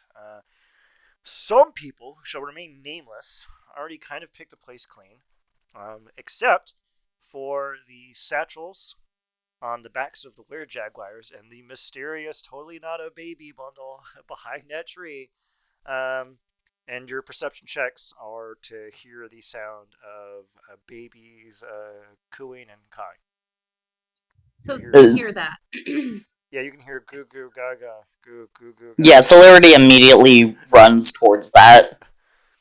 Uh, so it would be right over here. One sec, I have my character sheet. There we go. It is to your right, and Celerity sees a tightly wrapped baby Bjorn bundle, opens it, and in the interior seems to be a baby of this particular brood. Think of a weird cross between a Ferengi and a Cardassian. It's got a kind of brassy complexion Dash to its it. head on the rocks. Oh God. What? I'm No! playing Miles Sorry. O'Brien. What I'm kidding, I'm kidding. what are those creatures? I just I'm not familiar with them. Okay, I will actually read the description of what they actually look like, because there's actually Okay. a long, elaborate description of what these people fucking look like. Thanks, Give me Cole. 2 sentences each. You got it. Hold on a second. It's covered in that weird kind of goose, pimply little flesh. As you hold the baby, what do you do with the baby? It's in a brass-colored kind of cloth right now. What would you like to do with it? Keep it wrapped up, but like pick it up All right. immediately. Like support its little head. All right. So you pick up the How baby. old does it look? Pretty fresh. Maybe like 3 months. Okay. It starts like gooing and gaga, and it like starts tugging on your clothes and stuff with its little tiny hands. Okay. Oh, Clarity that's cute. immediately starts lactating. No, it's funny you say that. We'll get to that later. Just a Pavlovian response. So, all right. So the baby has a kind of brassy bronze-colored skin. Its flesh is the texture of a plucked chicken. It's like that gross goose kind of flesh thing, a little prickly. It has a ridge, kind of a bony cartilaginous ridge that goes from the center of its nose to the back of its head. It has similar cartilaginous ridges over the sides of its head, which then go backwards. It has no ears, simply an ear hole. Its eyes are a faint green in color, and its teeth are that of a herbivore. It doesn't have canines. Hmm. Goo goo gaga, goo goo gaga gaga. Can I ignore that for just a moment? Like, haven't seen it. I understand Celerity went off into the wood. Can I search the matron where Jaguar, please? Yeah, sure. Just She's completely naked. okay. all of Well, the all of the that was wares. The only thing the matron had on her was that bundle. The other four okay. were Jaguars do have bundles on them Do they have clothes, or are they also naked? though. They're also buck ass naked. Okay, because it would be weird if the only one of them was. did I It mention feels less weird if they all are, if that's the cultural norm. did I mention the Ferengi? Oh yeah, So true. now they're all naked. The other ones who are all male are all wearing their bundles in various states of disrepair. Two of them have split open. There's like random trinkets and curios, like an old dagger and stuff like that. Uh, of the two bundles that split open, there's one item that is immediate interest. It is a long brass rod, about an inch wide and 4 inches long. It is covered in strange runes. Who is staring at this rod? me. All I right. am staring at the Okay. You're gonna pick up the rod. okay. Okay. You pick up the bronze rod. It's got strange script on its exterior. It is not a language that either Marta or Volta speak or read. Okay. Um. Celerity will take a peek if someone like brings it over to them, but they're like pretty honed in on the baby right now. Yeah. Can I mean, I know Volta hasn't had a turn, so I'm totally willing to shut up and let them go. But can I walk over to Celerity as well? Yeah, you can. You just gonna show him the rod. Yeah, I just want to take the rod with me. I kind of like saw it in passing, but I know there's like something going on over there, and I'm pretty dependent on these two, so I'm gonna go check out what's happening. I'd like to go over to Celerity and take a look at this baby. Just a little character moment. I'm gonna say, "What beautiful fabric, and what an interesting looking child." And I guess I want to show the rod to Celerity in case they know what the runes or the language might be. All right. Celerity, the language is deep speech, and I've already sent you what the rod says on its exterior. Loosen the lips of death. And I'm not sure what that means, but it doesn't sound good.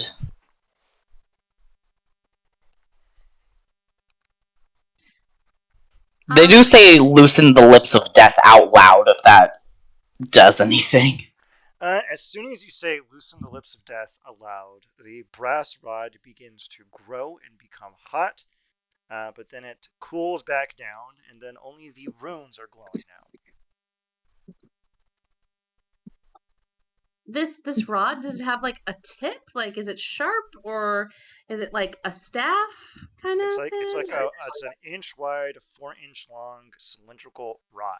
It has a flat top and a flat bottom. And it says that it loosens the lips of death. It Okay, says okay. literally loosen the lips of death on it, and that's the only thing it says on So it. so can we try this on some of the dead humans then? How are you Or I'm going to try it on them? gonna stick it right in their mouth. It Okay, does say lips. so you jam it into the mouth of who? Of the matron. All right Or who, then. because she had the satchel with the interesting child. All right, I what make do sure the baby can't see this.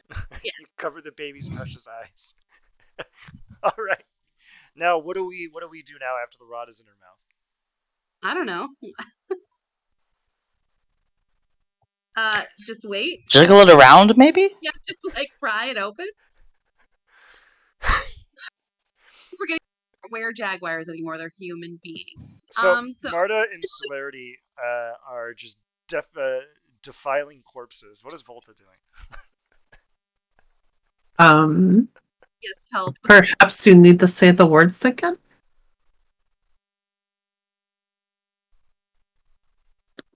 Celerity, will you do the honors? Maybe it will. Maybe it will make more sense if you did it, since you're holding the rod. That makes some sense. Yes. What was it again? Loosen the lips of death. Loosen the lips of death, and she says it with a flourish. And The rod begins to glow furiously, and it grows cold, and then the eyes of the matron open, and she says in a thick, hoarse voice, "Ask your questions." Oh, Oh, is this like a rod of speak with dead? Yes, it is. seems like it. That is Yeah. cool. Wait, do you say, is this a rod of speak with dead alive? No, that was out of character. That was out of character. She would have. Okay, we have 4 more corpses.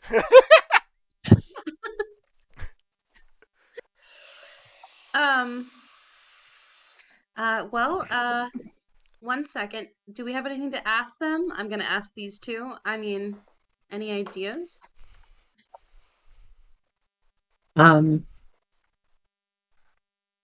How did you become these lycanthrope creatures?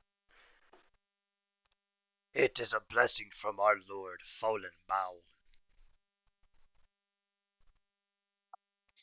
Who is this Wow. child? That is my son.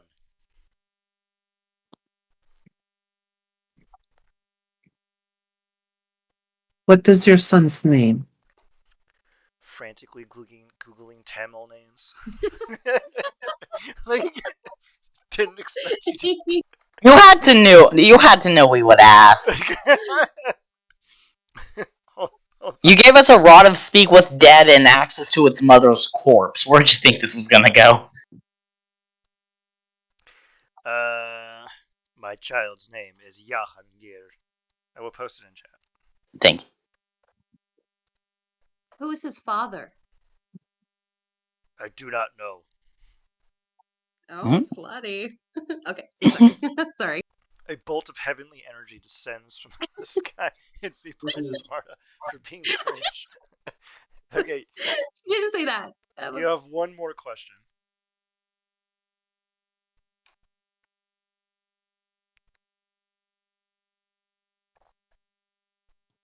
Celerity, you're holding the damn thing. Do you want to say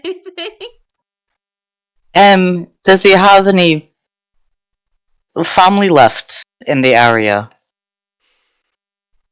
We dwell in the cavern far to the northwest. It is where my people dwell when we travel into this realm. And then the rod Do we grows still have the old. rod? Yeah, it's still there. Okay. Cool. I have We have another 4 question. more corpses. So, yes, exactly. Thank you, Celerity. I'm going to take the rod and I'm going to not, pretty gently place it into the mouth of the were-jaguar above me on the map. And I am going to say the words, "It loosens the lips of death." Nothing happens. Ah, son of a bitch.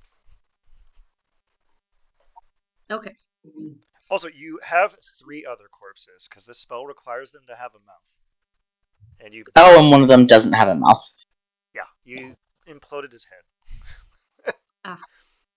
The rod is inert. I do have one more question. I'm going to go ahead and move myself down to ask this question to the other jaguar on the bottom right. And well, hopefully this will work. And I'm going to go ahead and do the exact same process. Place it in mouth, say the words, loosen the lips of death. You know, like the Windows error sound? You hear that. Perhaps Maybe it it only needs to works once a recharge? day. Yeah. Mm. Now I'm gonna throw this damn thing into the woods. No, I'm just kidding. Okay. Well, I think we've exhausted our options somewhat. Um, I hate to say it, but I'd like to get a look at the camp beneath us. Mm-hmm. Quick thing. And what was in those sacks that the other werewolves had? That's awesome. roll me 2d100. Whoever does it first.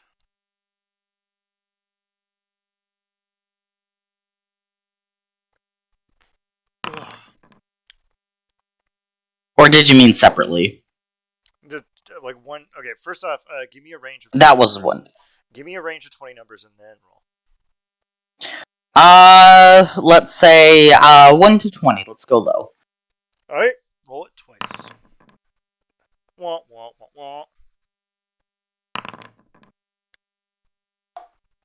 Nope. Should have gone high. Yep. You dig around in the rest of their stuff, and it is empty. There's nothing in here. All right, go over to. Wait, what the hell? God damn it. Okay, head over to roll me. Everyone can roll me a d20.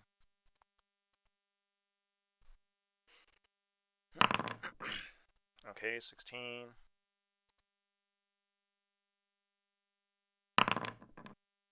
30. No, 1d20.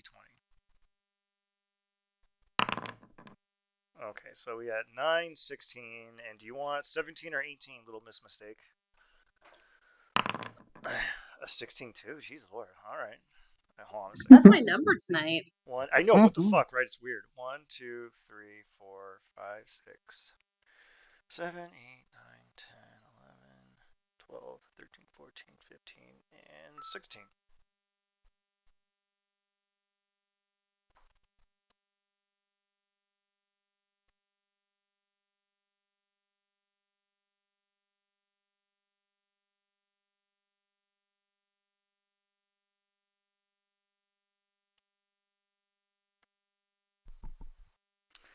Okay, let's see here. Well, two people. Okay, so Marta and Volta, you both find uh, two brass scrolls. What would you like to do? We found these on the Were Jaguars. Yeah, aside from the other assorted knickknacks that are kind of useless in their satchels, the only thing of note was the brass scrolls. Can I open the brass scroll and try to read it? And I don't know, roll you something? You unfurl the scroll, and you immediately recognize that it is sheet music. Hmm. Okay. And Volta, yours is also sheet music. I'm somewhat of a musician myself. This would probably be better in your hands, and I'll hand you mine. Perfect. I do have a I believe this is a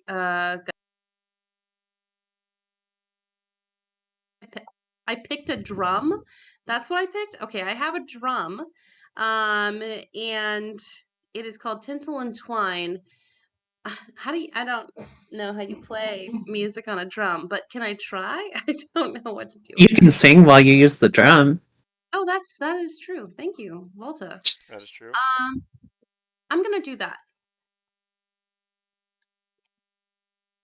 What does that require? All right, repeat what you want to do. It broke up a little bit. Oh, I'm sorry. I have a drum, and I'm going to try to sing along to the drum. I'm going to ask Volta to hold the scrolls while I read the sheet music on there, sing along, and drum on my drum. Give me a performance check.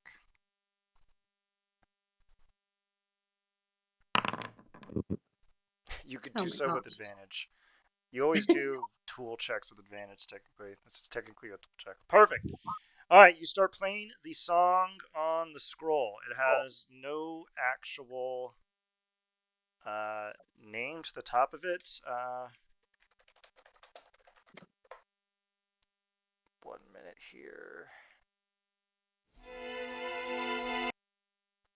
1 minute. Trying to remember the name of this actual song.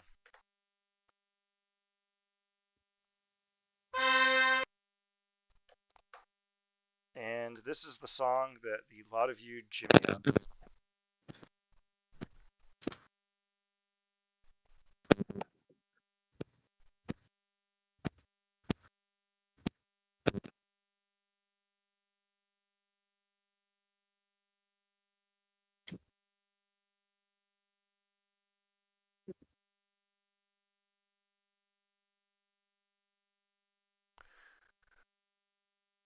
No response yet? Wait, I'm I sorry. What just is? started listening. Oh, I can't hear anything. What's happening? No, It's listen. in the campaign channel. Oh, I see. I see. I see. Oh, the song. It's the it's the it's the stereotypical song that plays whenever clowns come out. Even though the guy who wrote it wanted it to be something super badass for like warriors and stuff, I don't know how that switch happened, but it happened. Uh, So it's I am a very serious person. I'm immediately putting away my drum. okay. It's two sets of sheet music for Here Come Entry of the Gladiators. Now let's see what number 9 is. Number 9. 1, 2, 3, 4, 5, 6, 7, 8, and 9. Concerto number 9. Just Celerity, as you are digging through the remnants of the final satchel of the Were Jaguar, you come across a very strange amulet. It depicts a creature with two faces, one of which is depicted in your prototypical manner dressed like a clown. They've got a pale white face, red cheeks, and they're wearing a strange wig. And the other side is dressed up like a jester. They have your prototypical jester hat with the bells and the tassels. And there is a faint little thing at the bottom of it in Sylvan. And I think you speak Sylvan. You do not. I don't. I speak Goblin. Let's see what we got here. Yeah, unfortunately, none of you speak Sylvan, so this is going to be a mystery for the time being. Does anyone speak Elvish and can maybe like parse some stuff out? I don't think any of you speak fucking. Okay, Marta speaks Elvish. I'm here. Okay. So am I needed for Elvish speaking? You hold up the amulet, and Marta can really only make out the proper nouns that are in here. Yeah, I always assumed like Sylvan to Elvish was kind of like Latin to like Spanish or to French or something. Yeah, that'd be kind of appropriate. There is only one word that you can make out on here, and it is this.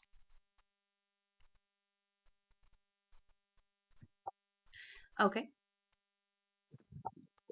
You will recollect that earlier you Now? asked them who made you, and the matron said, Our Lord Fuldenbau. So this seems to be an amulet of their god. Okay.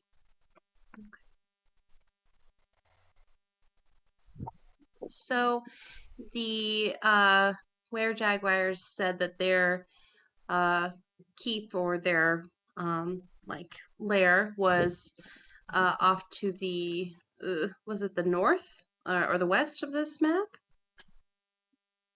Yeah, Northwest, I think. she said far to the northwest. It is not in. It's not easy to get to. I'll tell you that much. So whoever Fallenbow is, well, he's a pretty important deity. Um, Oh, Volta. There is one thing you would notice about the amulet. It is consecrated. Okay, that is. It is a not only a holy symbol, but it does seem to be consecrated. It is more than it seems, I believe.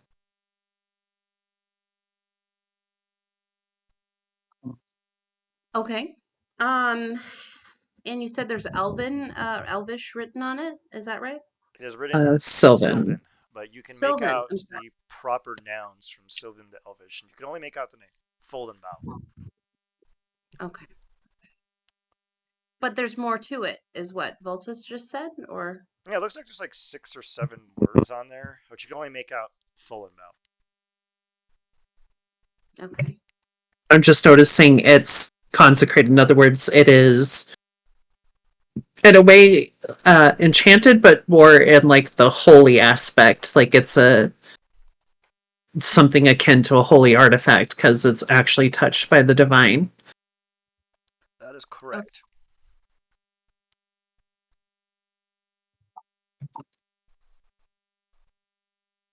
I'm gonna put the amulet around the what's his name?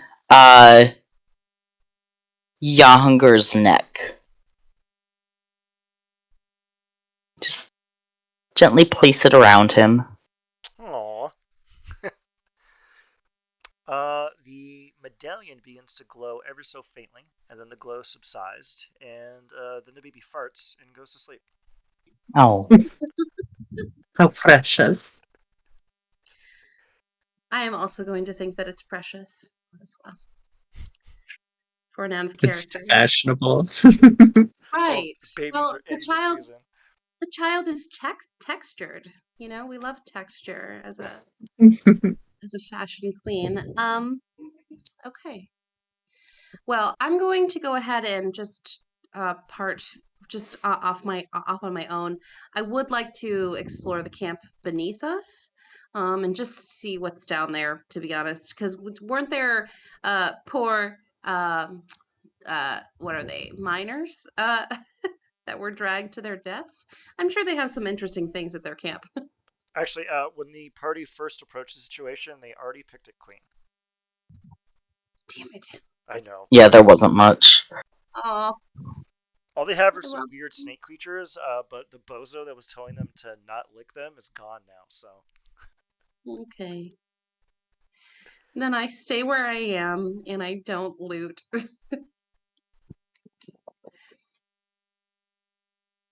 Stop. Okay, so I think I mean, can we move on from this place, or No, you're I mean, stuck here, shouldn't Phyllis. we're stuck here? Okay. No, you can continue going in Oh, are you being? eastward. You can keep Oh. going in an eastward direction, which is toward the distillery that a lot of you were heading towards. Where did the matriarch say their cave was? Far Far northwest. northwest. Yeah, far northwest. And did y'all say, or did you say that there was a plague that you encountered? Someone's family was killed by a plague. Was that at the distillery? No, but We were they had a little note on them that said one of the last major places they went to before they got sick was the distillery. Mm, okay, because pox is not good for the skin. Um, I can't get and sick if we're going into a place that's potentially disease ridden, I would like to drop this wee child off at its home. Perhaps if there's any chance of reuniting it with its family.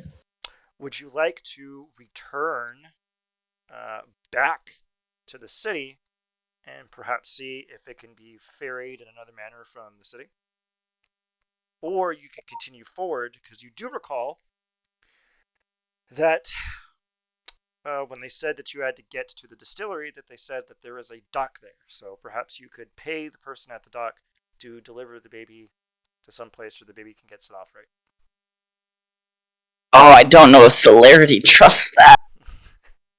I will say March is also having a hard time because she has a soft spot for orphans because she is one. So. Yeah, so You made him an orphan. He literally killed his mother. But okay, She was okay, okay. attacking me. yeah, and Self-defense. Celerity was adopted, and like the more I look into how the adoption industry in real life works, the like more sad I get. So I don't know how clean Celerity's adoption was. They might not trust how child trafficking works in this world. Yeah, and I straight up was child trafficked. So Um, I why just not? Perhaps we could still go to the distillery. and then return. then return. And we might also be able to find at the distillery, I'm sure they would have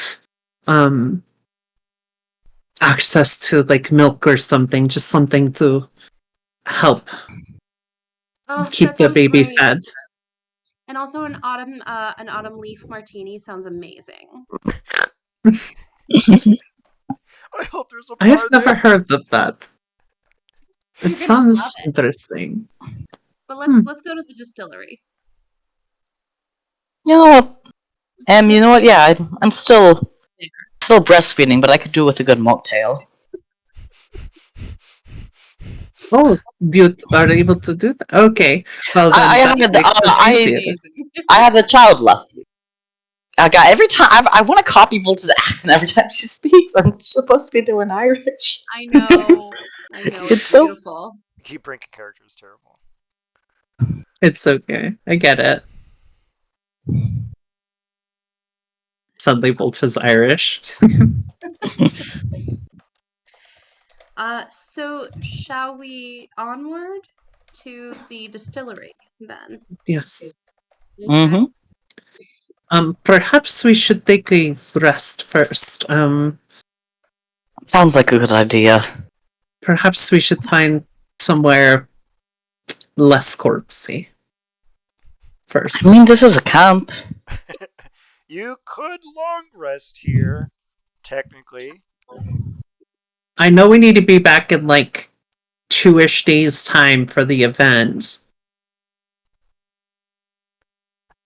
How far is the distillery again? Did they say it was like It was 12 hours, and you're about 8 hours in. okay? So it's like half a day's travel, like a full like Yeah, it's essentially a half a day's travel. Yeah. okay. Which if you're walking, that feels like the full day, but So then we should rest.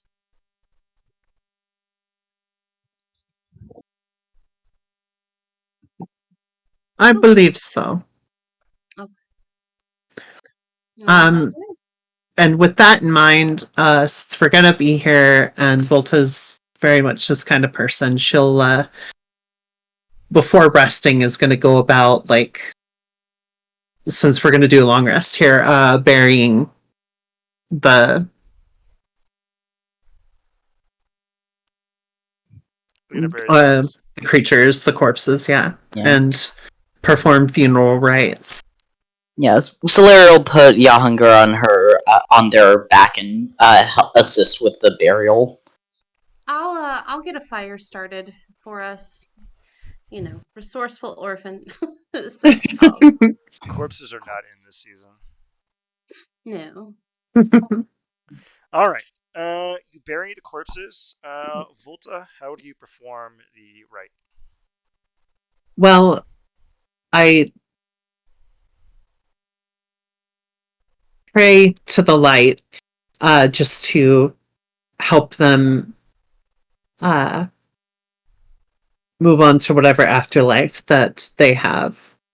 Um, to the light, the Naru, um, and wish their spirits a good rest, and hopefully their god will welcome them home or something. But otherwise, just going to bury, um, mark their graves. Not knowing their names, can't really put any names there, but uh,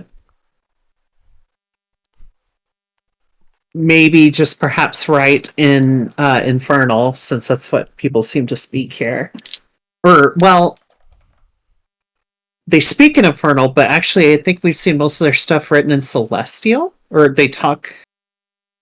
It's They speak in yeah. Infernal, but they write in Celestial. So actually, I'll do it in Celestial. Of course, it's going to have more of a Draenei, Erdadar like dialect, but it'll be Celestial. Just kind of explaining that they, um, you know, died bravely in battle here. Okay, they get to go to Stovacor. That's pretty cool. Phoenix clearly needs to watch Deep Space Nine to catch up on all the goddamn references. like, It's uh, the best Star Trek. The captain is from New No, Orleans. I'm up. My mom was a huge Deep Space Nine person, so I'm sort of up on. Nice. okay, Nice. Good. Now, Celerity, Celerity, aside from sweating over having to give someone milkies, what do you want to do? Celerity, I'm actually also gonna offer to take the child. Like, I'm not really afraid. Like, I know I'm like whatever, girl. But I will offer to take the child if you need a break. Okay, I think Celerity will give you the child while they help Volta with burying the bodies. Okay, Celerity, what do you do to close off the graves? What little celerity flourish you can give to mark these poor souls that got in your way?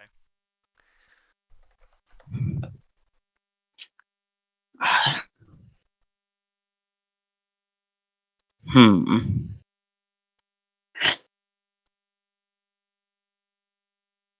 I think out of like between Celerity and their wife, I think their wife is the more spiritual one, so they're gonna try and channel that and just try and say something to honor uh these creatures, because like while they had like the malicious intent of killing us, it seemed like they had this animalistic aspect that was maybe overwhelming rational thought, so they don't really hold this attack too personally against them. It was more of a them or me situation. uh they're gonna say oh, they're gonna go to the shoreline and get some like river rocks and head back to the graves and say, just like kind of in general over all of them, y'all fought bravely. It was a worthy battle, and I'm sorry it had to end with. While I'm glad it wasn't me, I'm sorry it had to end in one of us dying. And I hope you find your way home. And lay a river rock at the head of each of the graves. Okay, Volta and Celerity, take your inspos.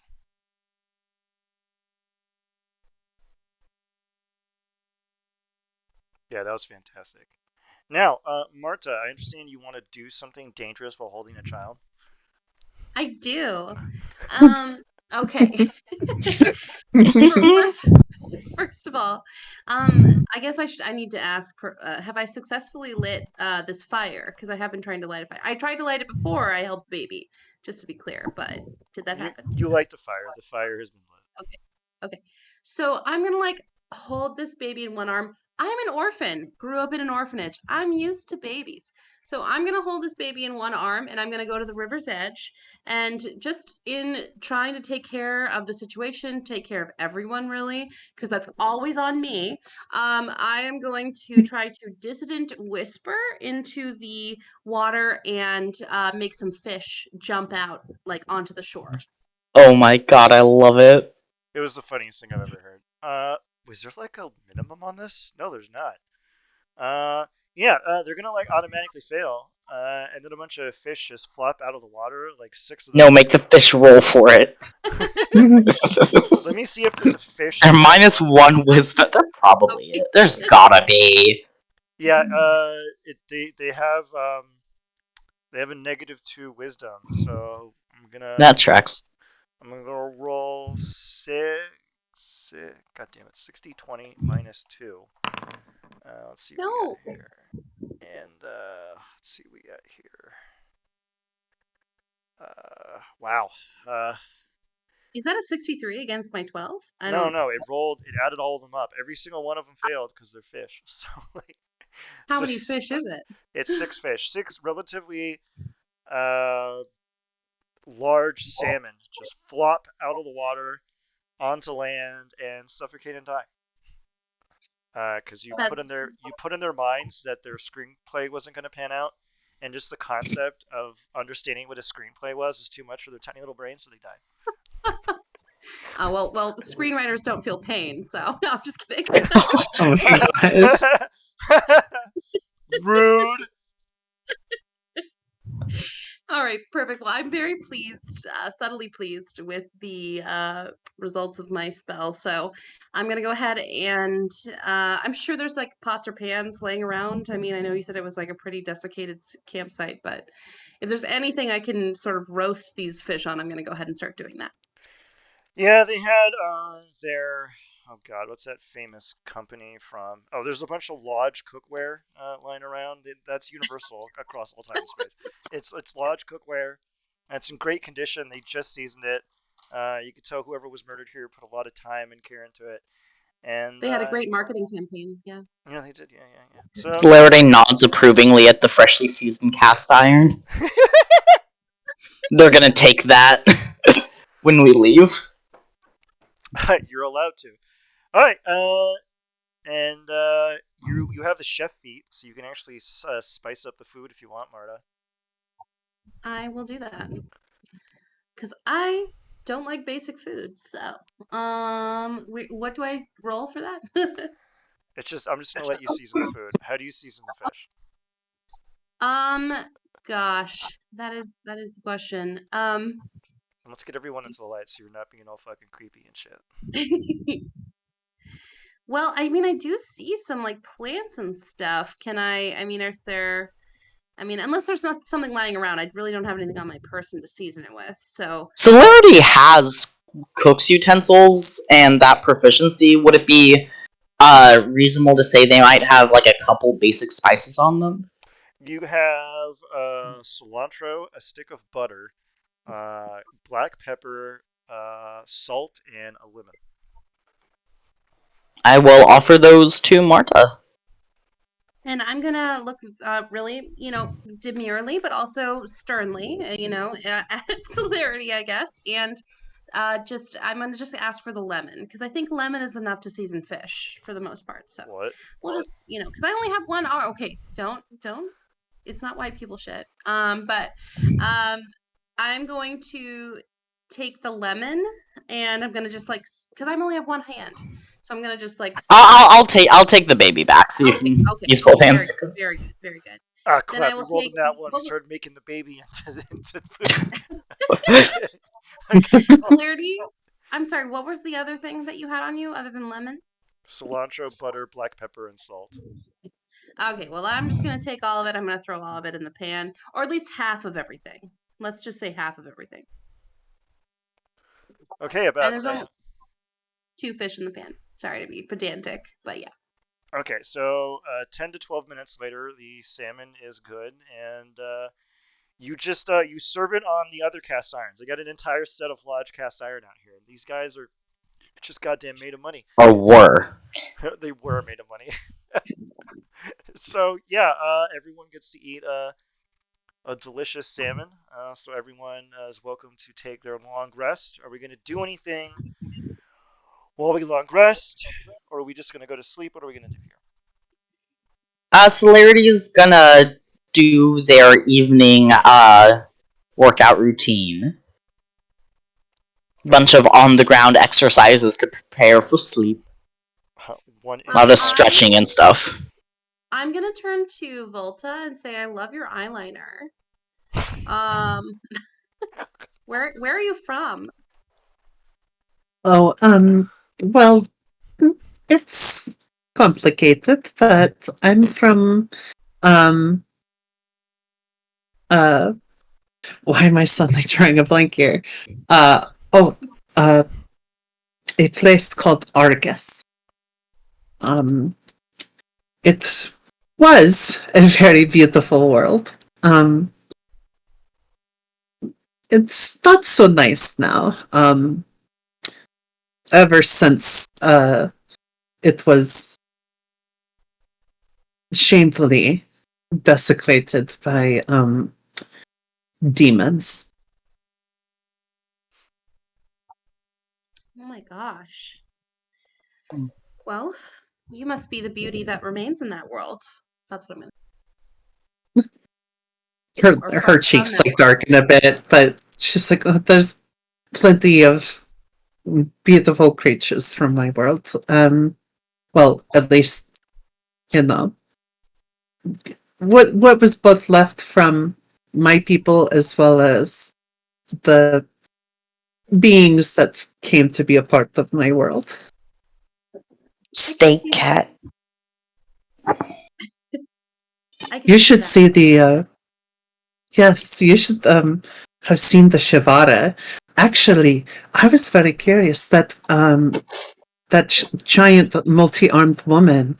I swore that she was one of them. Just like her, they were rather tall and um are have like well, they have 6 arms. I think she had 4, but they're beautiful people. Oh, yes. I'm honestly just looking at you. I'm taking so much inspiration. I want to ask another question of both of you. Celerity over there. Mm-hmm.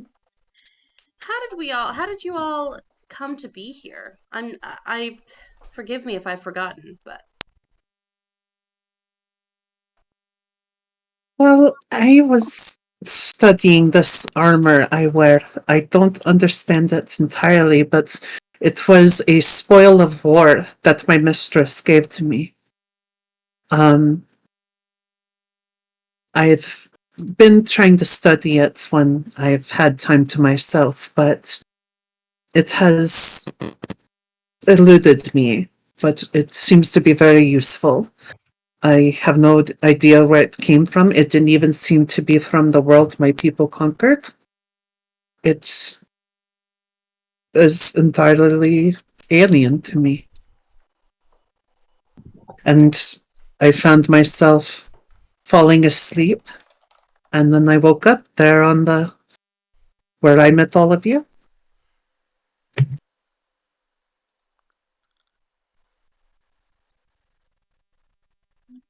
wow. And then I'm gonna look to Celerity and wonder when they're going to speak to me. I was on my morning jog on my way to work, and it got foggier and foggier out. I just kept pushing through it in the direction I thought I needed to go, and then everything kind of faded, and I woke up on the platform. I remember it being kind of foggy too. Wow. Thank you. I've it's been a mystery to me since I've entered this world, really. Um, I myself, I work in a successful seamstress shop, or uh, and all I was doing was observing a piece of fabric for a new client, and suddenly found myself in the tower where I met. Sorry, did you catch that? I didn't mean to cut out. Oh, you Yeah, got it. Keep going. And I was very curious. Now that we've been through combat, I guess I want to ask the, uh, you know, at least base level questions of everyone. By the way, you both did amazing today. as Um, did you. thank The you. duo holding the matriarch was a good move. Well, I think my instincts kicked in, and I wanted to keep you both safe. So, thank you. Thank you. Um, That is that's most all Marta kind. had. And where are you from? Is what you're Well, wearing something you made? It is quite beautiful. it was beautiful until a were-jaguar slashed it today, but thank you. I am from, or was from. I wonder if I'll ever get back. I was from a small I'll city. do anything. I'll do Um, whatever it takes. it seems such a small thing now, but something that I uh I don't know. I I've had a small life. At least I feel like I've had a small life. Uh, I run a shop. I run a shop. I want to get back to that shop. I was about to entertain, or not entertain, but work for royalty in my city, and that's all I want to get back to. Um, Seems such a small thing now. And I hope that I'm able to help you get home. You as well. I what I said in the temple still applies. I don't think I want to go back home. Oh, oops. You, you see, when I meant that when the demons took my world, I meant a what he referred to himself as a titan, some kind of powerful being that literally was the soul of a planet once. He promised me and my people power and that we would be saving the universe from some dark old gods, as they called them. And my mistress, who was my partner at the time, she, well, had convinced me to join, only to find that he everything he promised was lies, and our world was changed forever. Everything is just green hellfire now. That is why my eyes are green and my skin red. It used to be blue. Oh, Um, I am in fact a demon, and our mission was to conquer and destroy worlds. Apparently, his way of saving the universe from these dark gods was to destroy worlds as a way to, well, you can't corrupt what isn't there, you know? Um, Oh, and I have no wish to be in his army anymore. We called ourselves the Burning Legion. We were on the crusade to apparently rid life from the universe, and I don't wish to go back. My especially to see her again, my mistress. She is cruel. Power had corrupted her, and she is not the person I once knew. And she'll kind of reach around to her back, even though it's covered. She's just kind of like thinking about the scars under. But that is neither here and there. Neither here nor there. Point is, I will, unless this place turns out to be just as bad, I will probably stay here, but I do mean to help you all get home, at the very least. Marta is going to say, if you're a hard worker, which it sounds like you are, that you've been through so much. If you don't wish to stay in this land, you're welcome to come home with me. That is quite kind. I don't know how I'll your elaborate people on would. that more later. Okay, I'm unsure of what the people of your world would think of a demon. Um, as you can see, I'm quite scary. Um, The and people she of just my world, one reason I'm so eager to get back there is they are accepting of so many different people, so many different walks of life. There, there is a hierarchy, but we do not lack an eye for the differences in our world. If this is something you choose, then you are welcome, but it is up to you, of course. that is most kind. I will consider it. there's But a similar thing in my world as well. My parents and wife actually are tieflings, so a little slightly demonic, not exactly the same thing, but I don't think anyone would bat an eye if you're ever keen on exploring wild space. Really? How interesting. Well, I appreciate your kind offers, and I will keep that in mind. I will say that I am very glad to have met both of you. You are good company.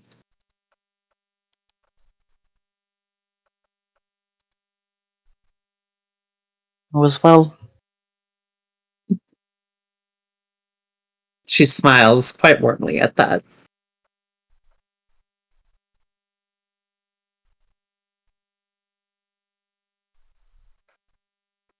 Um, Martha, I do have one request. Obviously, now's not the good time, but I would like something to wear that isn't this um armor. So, and that's it's hard to find anything for my height.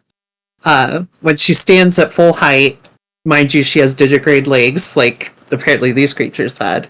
Though she has hooves instead of feet. Uh, she's 7 feet tall. Like she's at the absolute limit of what a medium creature could be. Uh, it is hard to find anything in my size. Uh, Perhaps if I could acquire some material for you, perhaps you could make something that would fit me. There is a spark of inspiration in Marta's eyes immediately. She actually sizes you up, literally, measurements and all, in just one glance from your. Do you have hooves? I'm sorry. Is it hooves to Yes. your horns? Yes. So Hooves hooves to and horns, horns. yeah. Hooves to horns. She sizes you up immediately. She does give you a very, discerning sort of look, and just says, "I can work with that Thank you. anytime. Um, I will need access to a thread and needle. That's all." of course. Perhaps we can find some when we go back to the city. And Solarity, I just want to compliment you on being such a fine caregiver. Larry's like currently nursing the baby. Uh Aww. oh, They have, that is good to hear. I've only been a parent for about a week, so it is encouraging um to hear from others that I'm doing well, even if it's not my child. of course, and you know, we often have given care to other things before we have children of our own. So either it comes naturally to you, or perhaps this has been a role you have been for others before.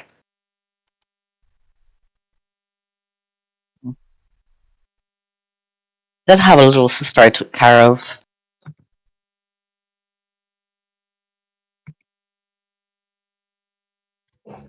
Well, I Forgive me. think. Oops, I'm sorry. Go ahead. No, Oh no, it's nothing to forgive. Just getting a little. I know it's only been a few days, but I do miss my family. only imagine. I would like to get back to them.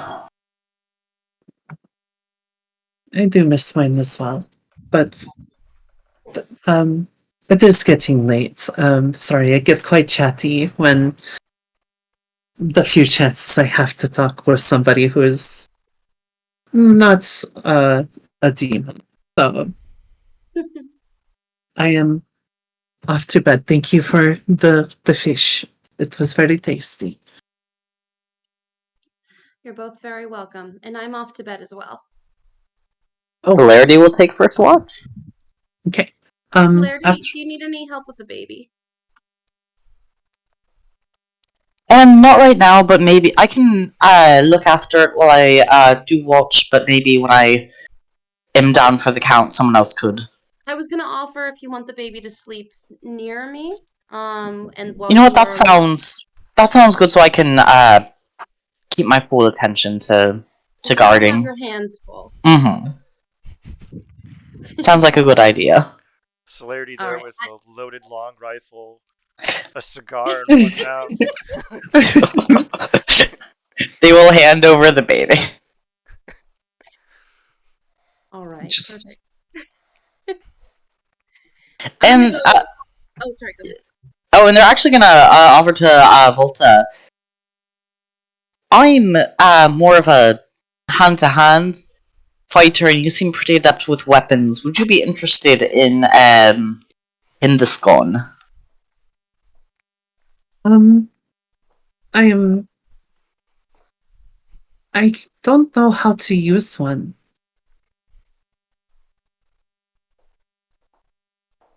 Well, if you're interested, I can. I'm no master armsman, but I can show you tomorrow if you are interested. Well, sure, if it does seem awfully useful. Hmm? Especially if we run into more of these were-jaguars. Were-wars. Are you ready for Fair that enough. game? Yes, Yes. I'm gonna go ahead and go to the bigger tent with the baby, and I'm going to set it near me, but not co-sleep with it because that's dangerous. And I'll set it up so that it's able to breathe through the night. Mm-hmm.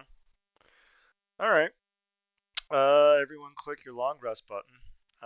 There's like on the bottom left of your portrait, you will see a bed. Just click the right hourglass icon, and it will give you a long rest. Also, I'll take the second watch. Let's hope Marta's a morning person. Wait, She needs a beauty sleep. I'm sure it will be good. I'm used to early mornings. But wait, I'm sorry. On my portrait, there's a bed. Click on your character sheet. At the bottom left of the character sheet, you'll see a little bed icon. Hover over it, then click on the hourglass to the right.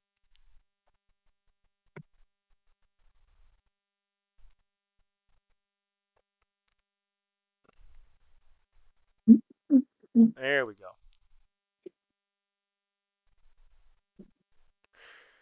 All right. Do do do do do do do. All right. Give me a D100 celerity. Alrighty. 72 were jaguars emerged from the woods. They're all wearing their platform cowboy boots. Like one of them's wearing a shirt that says "Stop the count." Like Look at what the cow dragged in, or the cat No. dragged in. Yeah. oh god damn it. The night passes without any incident. You, I don't know, do the old school thing where you put a nail in a candle and the nail reaches the wick at the end of the candle. You know it's time for Volta's turn. All right. Off to bed with you. You need rest too.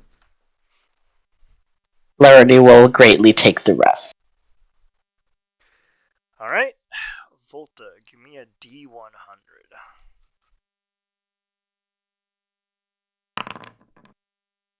Let's see what you. Uh-oh. Roll. Uh-oh. Hold on a second.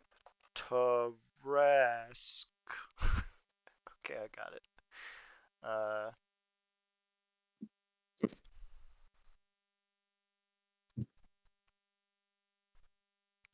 Ignore what I just pinged over there. Like, okay, so, Volta, as you are sitting there on your watch, what are you doing to pass the time? Um, let's see.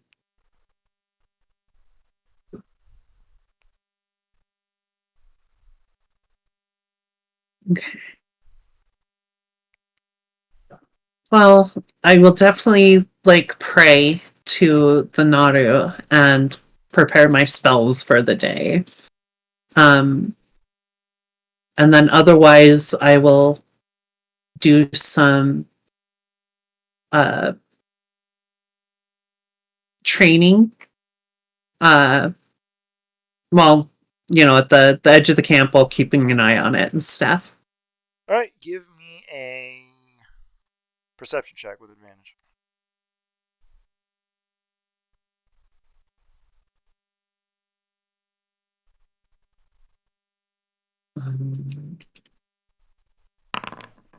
And then, oh damn. Well, You don't see the Dracolich swoop down on the camp and eat everyone while you are doing CrossFit. You hear was the faint sound of bird song. You can hear the rustle in the leaves as the birds are chirping in the branches, and the noise is getting closer until it's actually modestly loud. You can see that the noise is coming from the southwest part of camp. You hear chittering, bird song, and other calls. I will move to the southwest. I'll bring my sword and shield. I won't be overreactive yet till I see it's an actual threat. But I'm definitely going to be looking through the trees and the bushes, like at the rustling, trying to make out what it is. You move forward, your vision starts to adjust to the dark, and you see rustling coming from the lower leaves. And the rustling is growing more intense. It seems that something is about to emerge from the bottom of the leaves, and you hear the sound of bird song growing louder and louder. I will move my sword to my shield hand just so I can lower myself to the ground and pick up a rock and then throw the rock not at it, but um, like here-ish, trying to divert its attention and see what it does. You chuck the rock, and the bird song stops. There is no sound of movement until you hear a faint rustle, and the bird song starts to appear from where you chucked the rock. All right, I'm going to uh, move around here and attempt to hide with sword and shield still drawn. All right, I'll say you'll hide behind this broken wagon. Okay. Are you peeking over the wagon? Yes, I'm trying to keep my eyes on it. You see the woods begin to part, and out emerges an enormous spider. You see the spider's eyes kind of fixate around the environment. It's quiet. Then you see its mandibles begin to move, and you now hear the sound of birdsong. The spider seems to look to the right, look to the left. The birdsong continues, and then it disappears back into the woods. Oh, I like how you did that effect. Oh, thanks. I'll remain in my spot for like a few minutes, keeping a very vigilant eye on it. The rest of Only, the... Go on. I was just gonna say, though, of course, taking small breaks just to move quietly around the tent, just make sure nothing's coming out on the other side of the camp. And maintaining that pump. Yeah. The rest of the night goes by rather uneventful. Would Volta be mumbling to herself, "Spider's big, spider's big, spider's big"? She's seen bigger. She does not like say she's not that like worried about it. All right. Though it was kind of unusual that the spider sounds like pretty birds. She's like she's seen and heard a lot. Seems It like doesn't she help has. that they're spider demons that she lived around. True. All right. The nail from the candle plops. It is now Marta's turn. Okay. I am going to. I still have the baby with me, so I think I will sort of gently just in her half or in their half sleep wake Celerity and just hand off the baby. Okay, Um, perfect. um, You see the And baby make a little kind of hell yeah fist bump motion, and then continue. I'm slightly offended. Okay.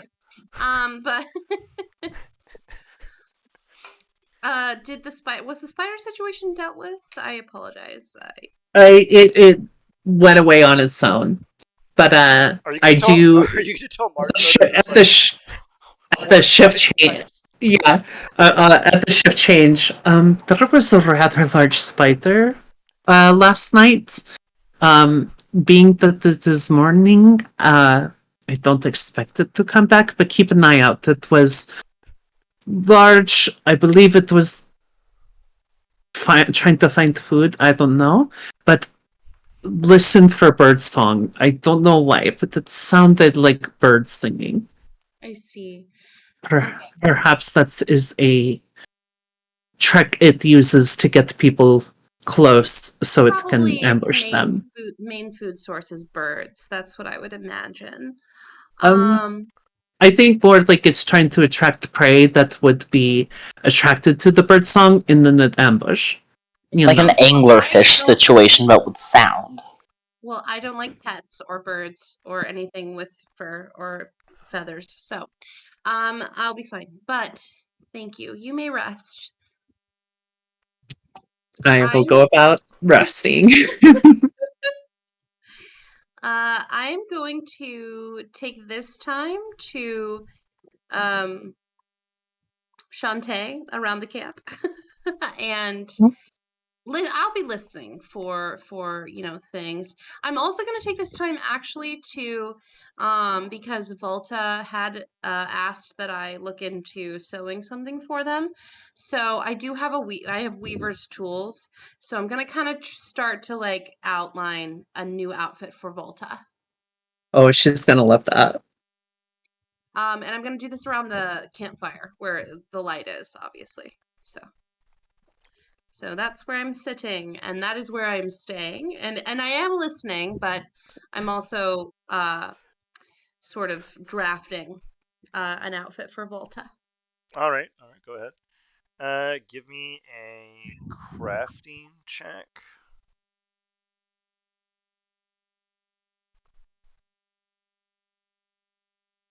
You just gotta click on your tool here. I think it's in your inventory. Yeah, to see your +1 tinsel and twine, just click on that. Or is it the Weaver's tools? Oh, it's Weaver's tools. Click on that and do it at advantage, because it's always at advantage. Oh gosh. Oh my god, this outfit's gonna be fabulous. So that's really all I'm doing right now. All right. So you're over by the fire now? Yes. Alrighty then. Okay. I imagined if you rolled like a natural one, like you don't see like that part of the fabric like gets I'm on the fire gone. and then it just burns. Right. Or she actually sews it to her own hand, which people somehow do. Oh no. That's worse. I've heard of form fitting, but this is ridiculous.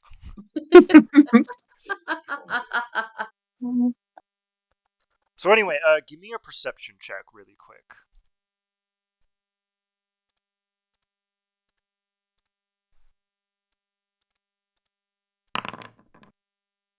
Let's see how poorly you did on this. Okay, not bad. Not bad. You'll live for another day. So anyway, you hear the sound of birds. Well, I've already been warned about the sound of birds, so really I just stay by the campfire.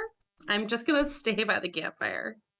As you stay by the campfire, you see. Hold on a second, let me see if I can get this to work the way I want it to work.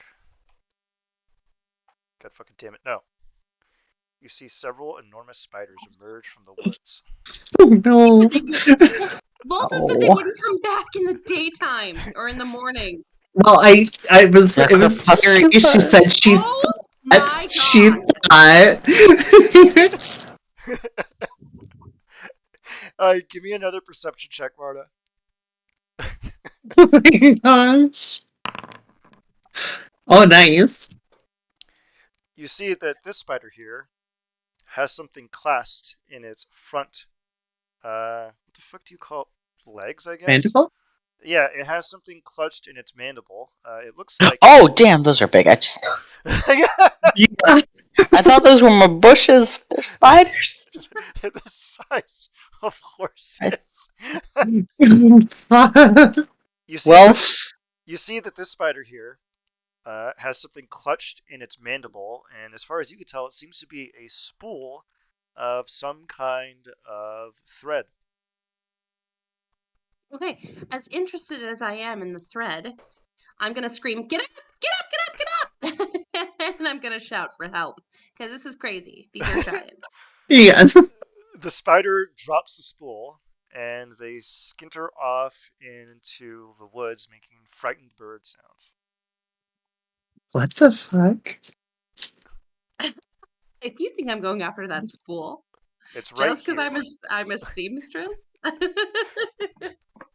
I wonder if it was a gift and I misunderstood what they were doing. maybe they shouldn't have been so giant. I don't know. It's not their fault they're so big. Why was I born so large and scary?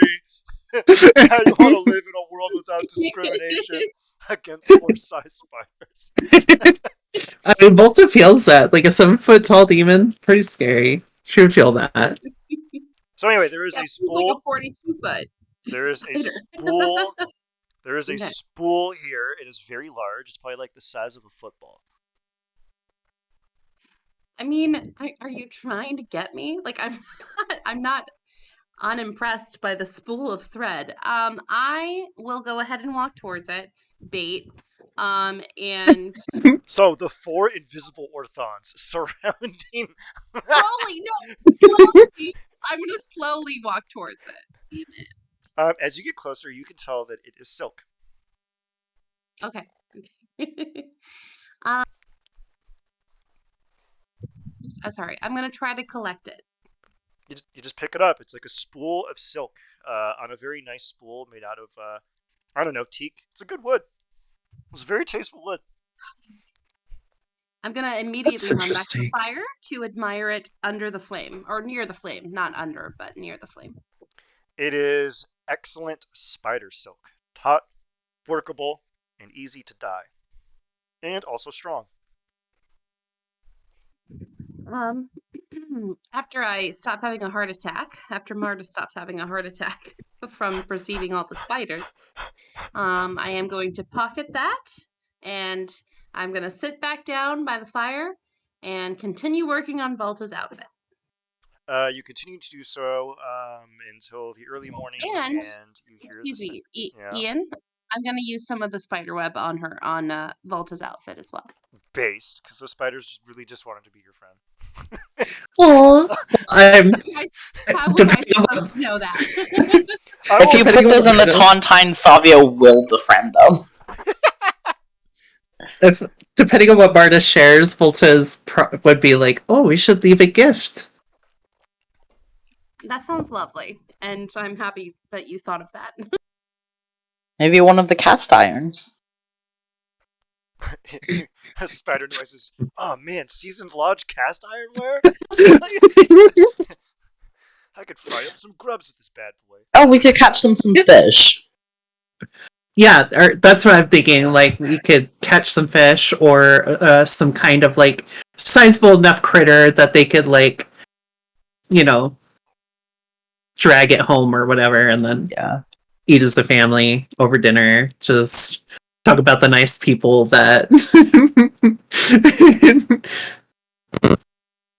Yeah, I think Celerity is gonna go for fish, and I think the way they fish is just exactly like a grizzly bear getting salmon. You know, they just wait in the water and kind of like bitch smack it out of the stream. All right, perfect. You slap a bunch of salmon. Oh, let me actually make it daytime. I was gonna ask. It's so dark. Eternal night. Could we borrow just like a strand of the spider silk and like What was that? uh borrow a strand of the spider silk and we can like tie that around to bundle the fish, and then they'll also hopefully know that that means we accepted the gift and this is an offering to them because it's their silk. Oh, we can tie it in a nice bow. Yeah. Reasonable. Not much of it, just enough that it kind of hopefully sends them that message. As you leave, you hear a Yes. dismissive spider turtle. A half Windsor?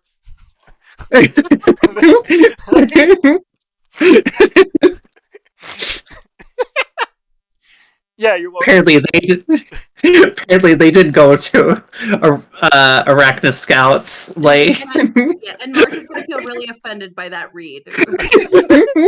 Arachna Scouts? Oh, most grubs. Oh my god, these jokes write themselves. Okay, so you lay out the gift, you quickly pack up your gear, and you're ready to beat fate. Our dear friend is still fed. I'm not gonna make you change his diaper.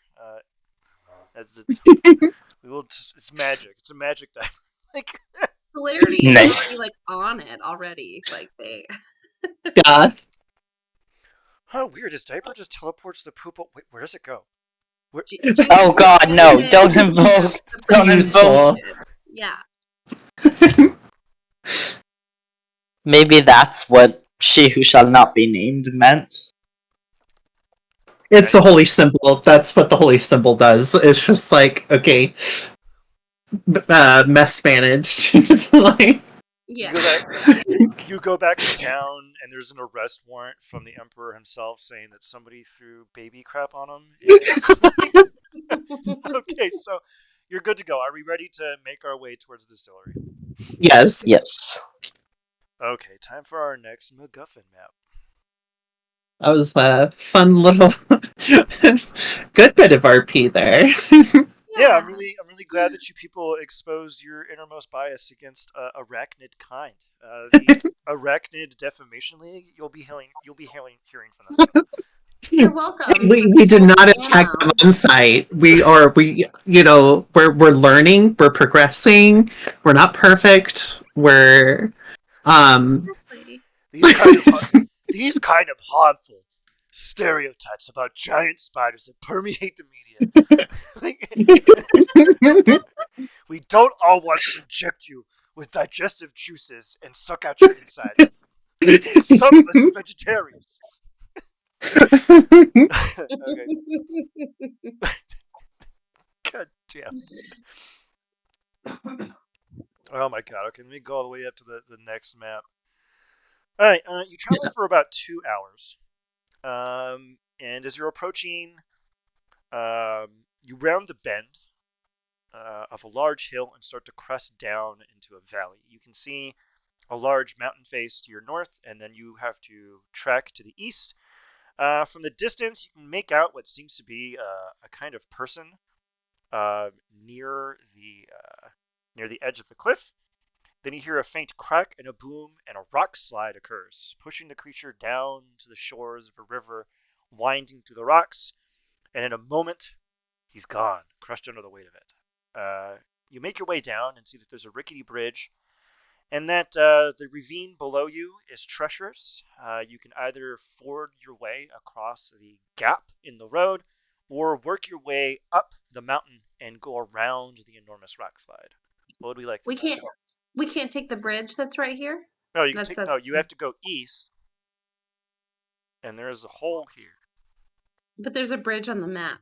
I'm sorry. I just. yeah, but like we can cross this bridge, yeah, but then once we get to here, that's our problem. Oh. Yeah. Okay. So the options are go. We can't go over that though. You could probably jump We that, can honestly. attempt. You could probably jump that. How far is it? Let's find out. Where's the ruler? Wait, where the hell's the ruler? Can you see my mouse on the screen? Or Yes. okay. So what about this right here? Yeah, actually, yeah. I guess you could go on that tree and play a little hopscotch here. Yeah. And then get to the exact same spot. Okay. Yeah. These sound But like that's Alright. several jumps versus one jump. I'm yeah. This is like I'm seeing one. the error. It's probably more of a 20-foot jump because right there might be Yeah. a little unstable. So I'd say a 20-foot jump. So the other option, though, you said is going around the mountain. Yeah, you basically go north. Okay, the gash in the mountain is enormous, so you'd have to go up probably about 100, 150 feet, and then saddle back over on the top of the mountain, and then descend down to the other side. Okay. Either way, it's not. It's going to be a little dangerous. Okay. It seems like the first option is more dangerous, and the second option is significantly less dangerous, but it just takes longer. That's essentially it. Um, You could probably make the jump, but if you fall, bad stuff happens. um, by chance, I don't know. I don't remember the bard spell list, but do you have something like water walking or anything? I think that's a I don't. druid spell. Let's find out. Druids and I think either clerics have it or Tempest clerics have it. Oh shit! Basically, everyone has this: artificer, cleric, druid, ranger, and sorcerer. Just know But about not it. bard. Basically, Well, bards technically can, right? With like their weird, like they can pull from any spell list, like class thing. lore bards can do that. Okay, lore bards. That's right. I think that's higher levels too. Yeah, You get it every like 2 levels or something. All right. So anyway, it is only a 20-foot jump. It's not that hard. like I've got that due to my strength, but I don't know let me everybody remember. Yeah, else's. Let me remember the jumping rules because Marta's they're kind of annoying. Marta's Okay. gonna just suggest, or at least say that she's gonna cross the bridge to start. All right. You start crossing the bridge. It is rickety but is intact.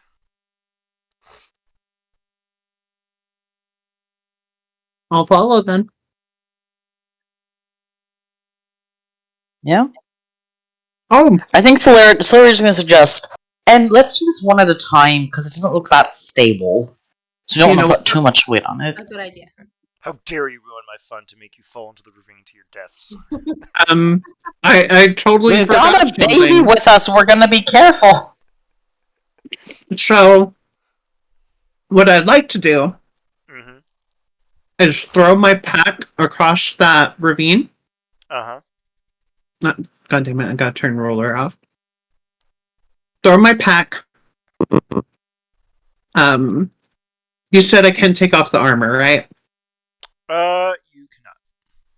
Yeah, but at least I'm going to reduce my weight as much as possible. That I'm going to offer to fly Marta over the ravine. And I'm going to accept. Celerity with the baby just glaring at everyone. The Solarity can jump that easy. Well, I mean, you got the wall run or whatever, but I can also fly you if you want. Yeah, I'll do monk shit. Okay. Thank you, though. Always do monk shit. Let Marta take the baby, though. Yeah, that's a good. Solarity will agree to that. I'm Yeah. gonna fly with the baby in my arms. Yes. Is that right? Okay. Do not drop the baby. Do not pull a Michael I Jackson. won't. I won't. Not with this character. Okay. Wait, what? Nothing. Okay. Oh no, they fused into one horrible homunculus. Okay. Celerity, you could just run vertically, horizontally on the fucking goddamn walls and just get over there, just easy. No roll, no nothing. It just happens. Hell yeah. Because I think it's And then, yeah. yeah, Solarity will stand on the other side, ready to like catch Marta and the baby if they fall. Yeah. You head over to the other side without a problem. You do recollect that there was a person down here who got crushed to death. Well, they got buried. Maybe they're still alive. Can we try and dig them out? You can look down into the bottom of the ravine, and basically at this little rock right here, you can see them partially in the water. They've been crushed to death. Ooh.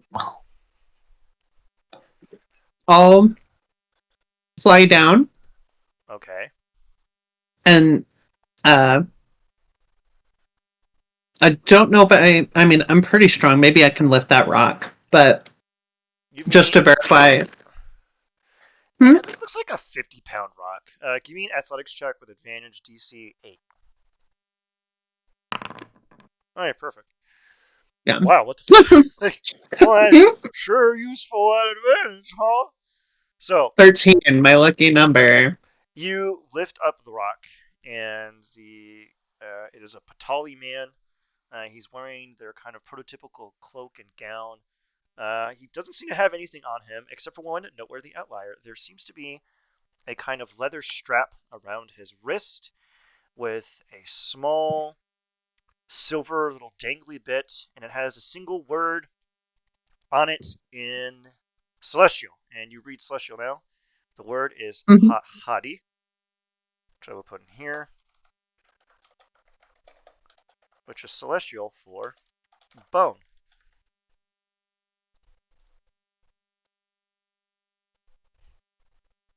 Celestial for bone. Yes. Oh, actually, he's Hmm. carrying a satchel, which has been faintly crushed.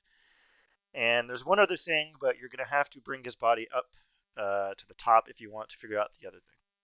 Yeah, that was my plan. I'll get him and his stuff and uh, bridal style carry his body while I fly over here. Whoops, I made him invisible. Wanted to make him a corpse.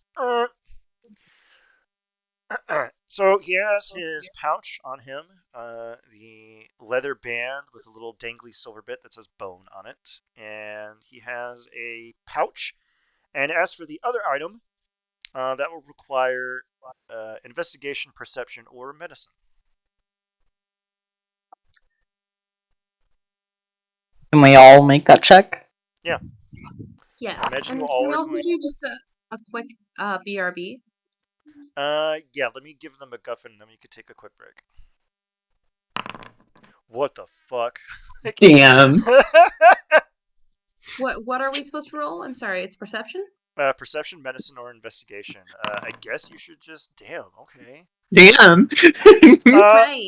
all of Hell you, yeah. all of you scrutinize his body and see that he's been bludgeoned to death with rocks. His skull is draped in blood, but there's one odd thing about him. He has a cut right down the center of his lips, basically vertically from the nose down. Uh, it is thick, deep, and has scarred over, forming a very pronounced line over his lips. It looks like it was done a very long time ago.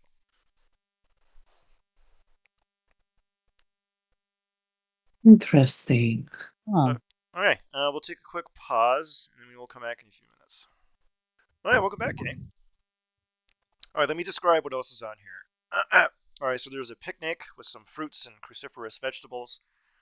There is a small journal, and then there is the man's crushed sack. And his crushed sack. Uh-oh. And this is what's at the campsite, or what's at the bottom of well, not ravine, but I guess the slide or whatever. Volta brought his corpse up, and all of his doodads were on his corpse.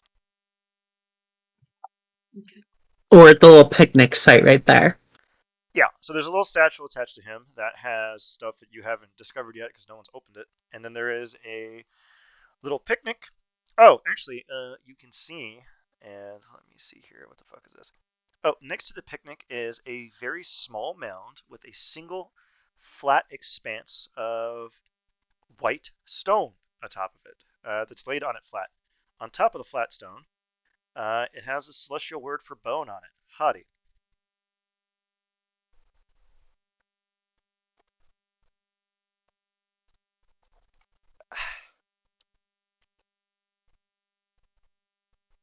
I guess let's peek in the satchel. You peek into the satchel, and there are 3 vials of a crimson fluid in glass containers. Strangely, the glass containers are unharmed. Hmm. There's It's also hard to a. potion. They're too small to be potions. They're like the size of. Let me think. They're like the size of a pinky. There's like a modest amount of fluid in there. Oh, actually, fun fact. Do you know how big a potion is in D&D? There's actually a rule for this. Oh. Try to guess. How many ounces do you think a potion is? Let's go with 12 fluid ounces. All right, let's see who gets the closest. All right, we got 12 from Luan. Lilith? Let's do 24. Okay, and Lilith? Um, this is the Price is Right, so I'm gonna say 11. All right. Piece of shit. It's one. It's 1 ounce. Damn. It was One. technically the closest. Yeah, so enjoy your inspiration, you Price is Right cheesy metagaming motherfucker. Like, Hmm. but yeah, in the DMG they're 1 ounce. All right, so we have to close this out in 20 minutes. Okay, so the three vials here are about potion size. They are an ounce.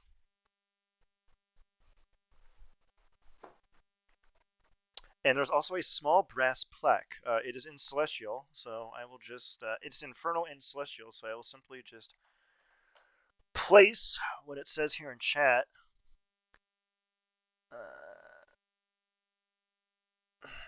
And see which of us. Who wants to read it before I post it and everyone starts reading it once?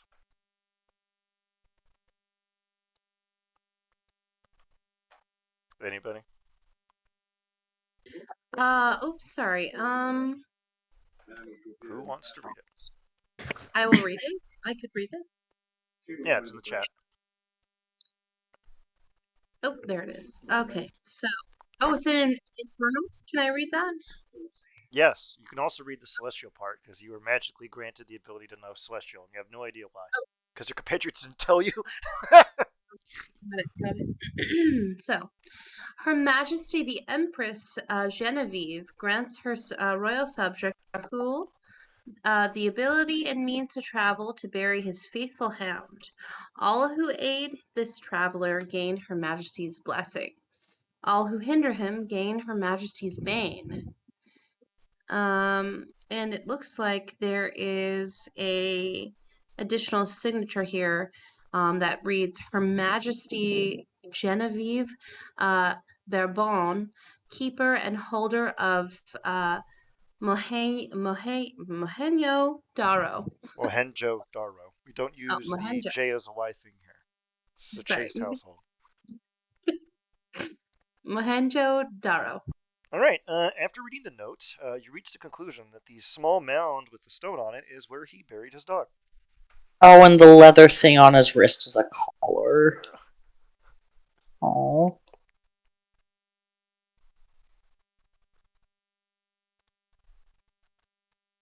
What would we like to do?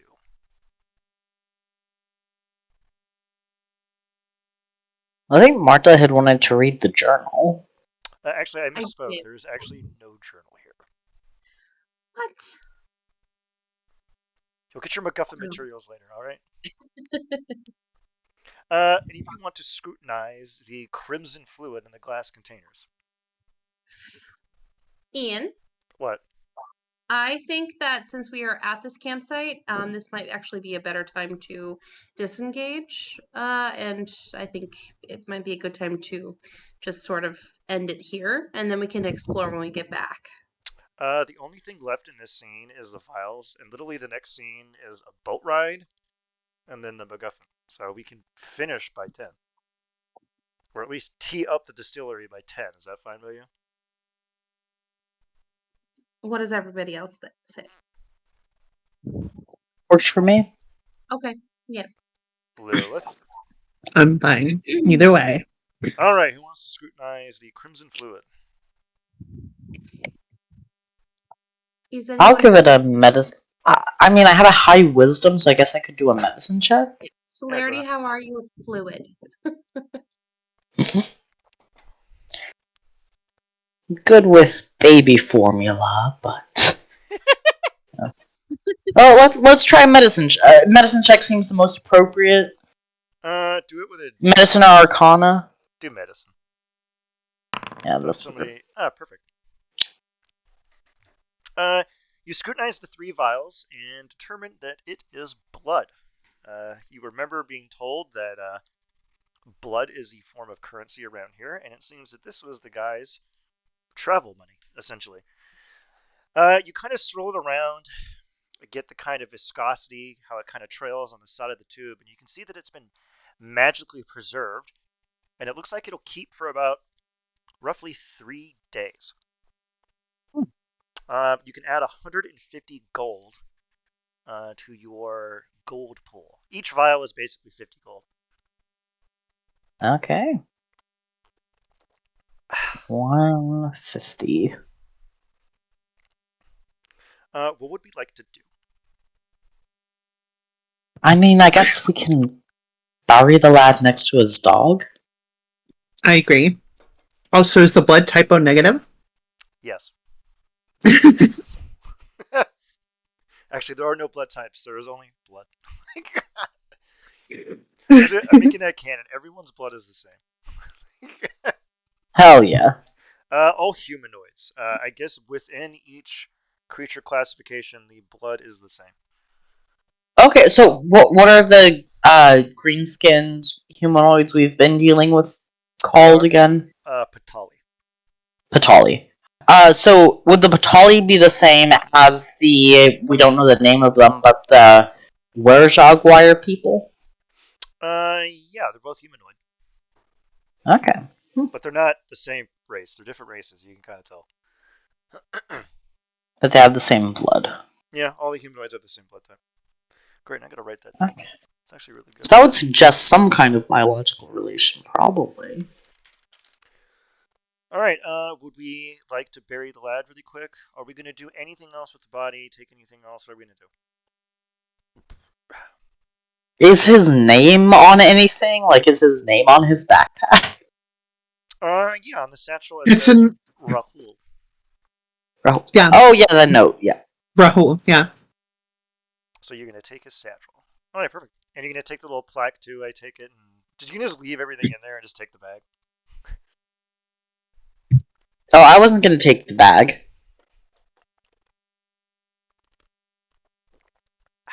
All right. Just the blood. Wait, hold on a second here. You can't use it where he's going. Well, that's fucking rude. Or maybe he can. I don't know how the afterlife works in this world. Oh, actually, never mind. There actually is a note. Hey, Murder, you want to read the note? Yes. Okay, I'm gonna add the note to your inventory. Okay. It is called "Ode to Old Bones." We'll also put. Where Aww. I will where also can I?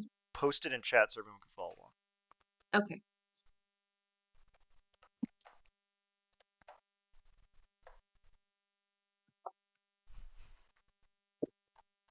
All right.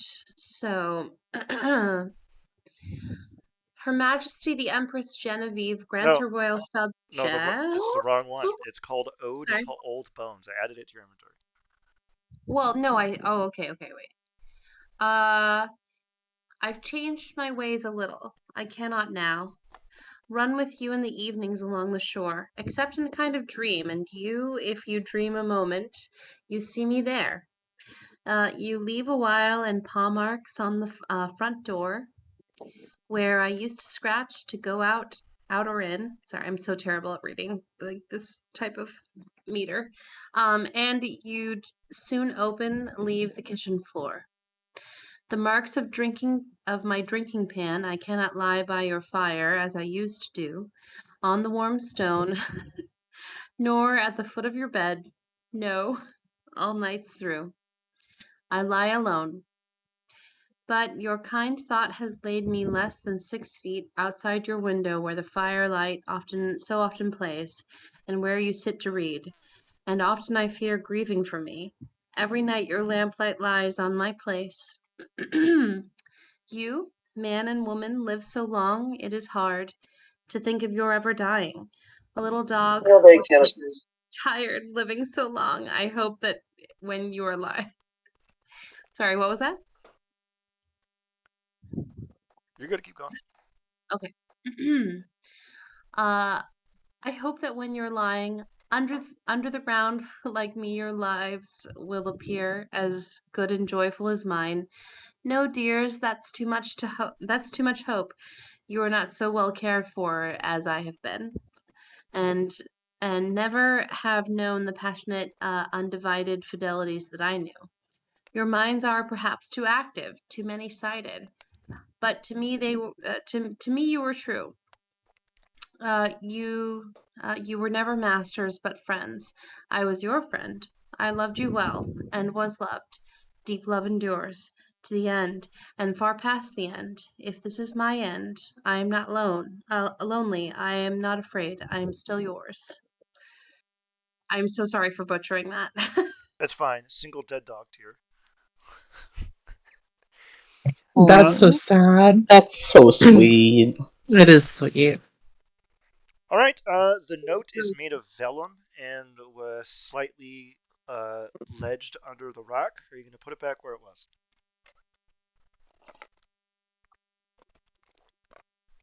I think yes, we should. And then also when we bury this guy with his dog, well, I think we should leave you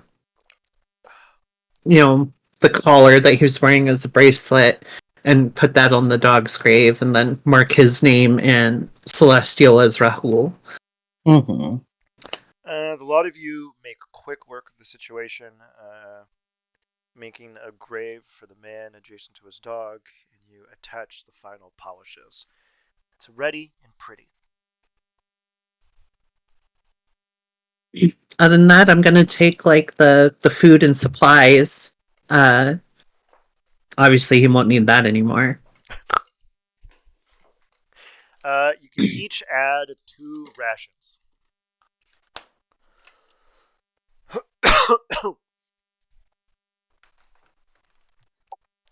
All right. Are we ready to depart? Yes. Yeah. All right. Now I think we might be able to narrowly make it to the end of the line. Okay, this map is like ridiculously large for no good reason. Just bear with me.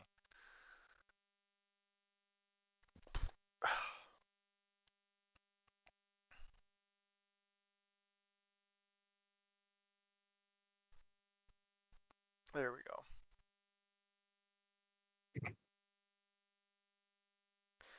All right. I think this is all the fuck down here. Oh, here we go. You see before you a very large, sumptuous bay. Uh, there's a kind of strange dark as clouds pass in front of the sun, and you'll see a Patali woman just whittling a stick, sitting on the dock. She'll see the lot of you coming, rise, and give a faint curtsy and says, "Greetings. Do you need passage to the isle?" Is the brewery there? Yes, the distillery is across the harbor at the isle. Yes, I'll curtsy in return. Yes, we would most like passage. She starts prepping the boat. And she's like, "Please, after you." I would And like to then, ask this old woman some questions just real quick, like before we just start. I just want to ask her like what she knows about the distillery and the plague. I'm still very curious about that. All right, go ahead. Um, as we're getting into the boat, I mean, it might be too late to ask this, but um, what do you know about the distillers and the supposed plague? We heard something about a plague that is across the waters. She raises her eyebrow and says, "I know nothing of any sickness. The Gounder family keeps the distillery quite clean, although they have not crossed in a few days. They've been keeping to themselves." Do they cross frequently, or Generally so. Multiple, at least one of the family members crosses at least once a day, but I haven't seen a peep out of them, at least for the last 4 days. when's the last time you went to the other side of the bank? Hmm, it's been about 4 days. They're usually my most frequent customers. I'm just gonna side eye the other girls that I'm, or the other people that I'm with right now. The boat sails across the bay. It's about a 30-minute row. There's like multiple oars, but only the Batali woman is oaring. None of the rest of you oar for some reason. You're just rude. You didn't give us the chance to. No, it's fine. It's fine. I imagine if you would help, you would have helped. You arrive at the other Yes. side, and she gives a faint bow and says, "Please enjoy the distillery. When you need return back, there is a little lantern here. Simply, actually, there's a horn. Sound it, and I will return to ferry you back." Very well. Thank you for the ride. You are most welcome. She gives a faint bow. I turn to look at the distillery, or the whatever's on the island, what we can see. Oh, here we go. This is the one I want. I think I'm probably only going to have time to give you this description. Oh, this map is also Yeah. unreasonably large. Just bear with me. Alright, it's the world's biggest fucking map. Okay, there we go. Oh god, oh god, oh god, where did I put this? Oh, here we Oh, go. it's like fairgrounds. Kinda. Alright, you depart from the boat and enter into a thicket. It eventually thins away through a path, revealing a large estate. You can see coconut trees basking in the sun. Patalis, all male, tend to the trees. Further to the east, you can see a sizable mountain kind of looming over the rest of the distillery. You can see that its surface is burnt and scorched. You can still see smoke billowing from the soil. It looks like a forest fire recently occurred over there. Ahead of you are two Patali men. They say, "Greetings. We are Kevin and Nithin. We are the proprietors of this distillery. Pray tell, what brings you here?"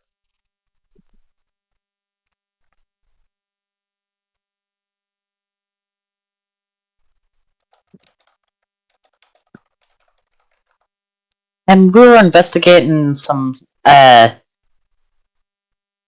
behalf of the man whose family was killed by a plague, and this was one of the last places they were before they contracted it. You see them take a kind of a deep breath and go, "Ah, the Thakor. We were wondering when he was going to send some inquisitives over here. Well, you are more than welcome to poke around. By all means." Can I insight check their reaction to what I just said? Yeah, sure, go ahead. The DC on this would be 18. Yeah. Let's see what they Nah, say. All right. You can burn an inspiration. I'm gonna save it. Yeah, let's do it for now. Okay, let's see here. Now, before you start your investigation, would you care to sample some of the wines on offer? We have a brand new batch, and we've been just tickled pink that someone would come by in order to sample it.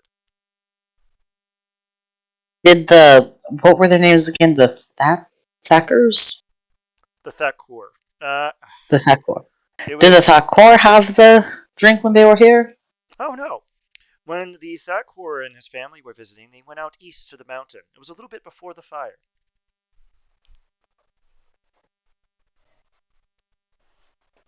What happened with the fire? We don't know. Is it arson or? They went up there, and we heard a bit of a rumble and a bout, and next thing we know, there's smoke all about. I had no reason why that rhymed, but I did it on accident. So, uh, it was rather strange. The mountain used to be volcanic, you see, back in the day, but it hasn't erupted in centuries. Maybe an old plume opened up. That might be it. Hmm. Well, would you care to join us in the main house for some libations?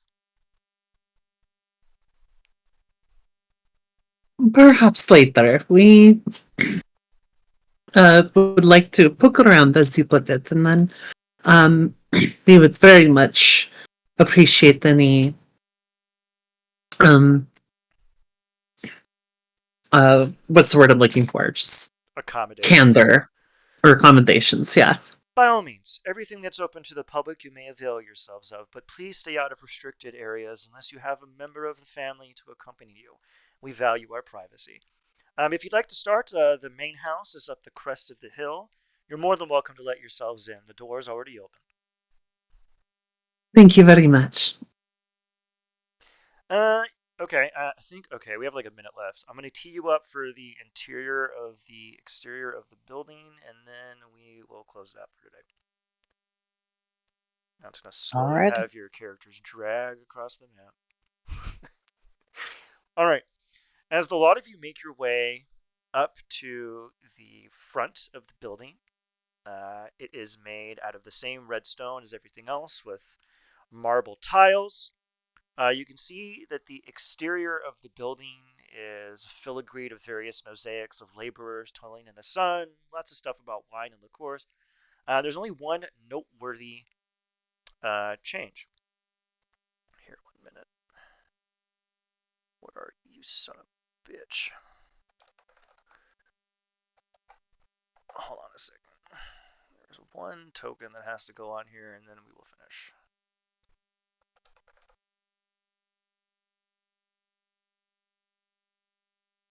Oh, I know I want that. Okay. You see perched atop the main entrance of the building is a very large vulture.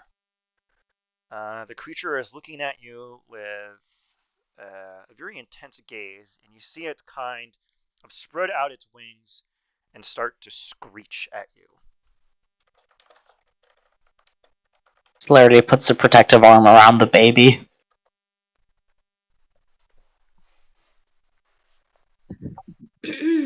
Marsha's Can just I? gonna ready her ribbons. No.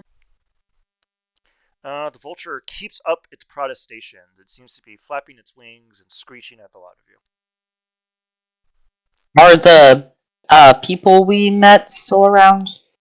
Now, they're like several hundred feet to the south, and you can kind of vaguely pick out the conversation of them instructing some people on how to get a coconut out of the tree. Did you say that there was a main house with like family members of this estate? Yes, you're in front of it right now. This is the entrance to the main house. And the uh Griffin type character is sort of menacing. The vulture perched atop of the door There we go. continues to screech and squawk at you while unfurling its wings, almost to make an enormous racket.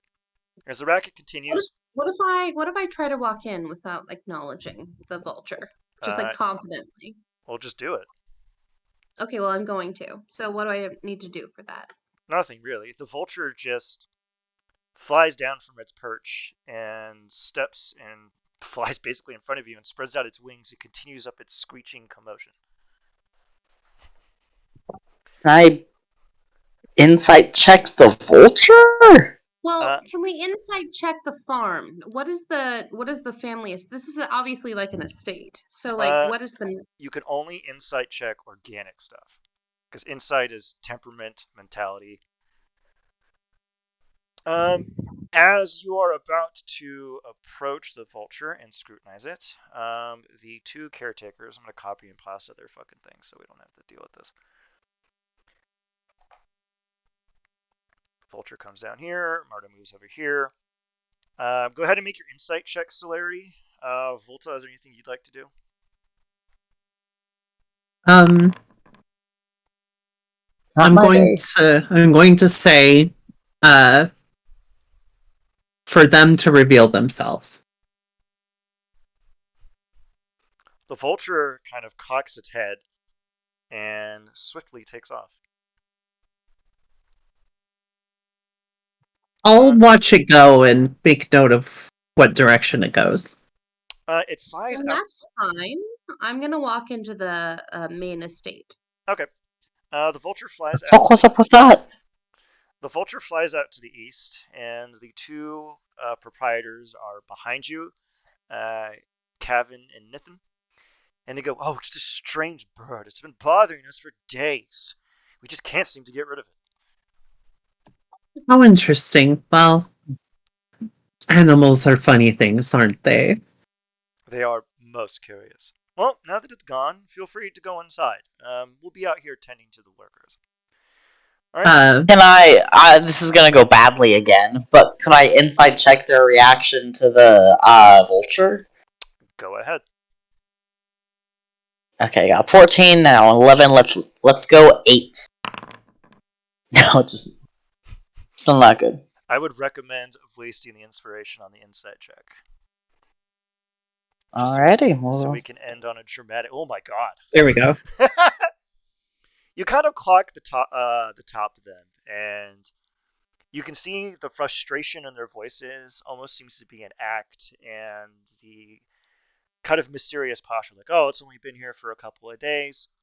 They clearly know something a bit more intimate about that bird and why it is here.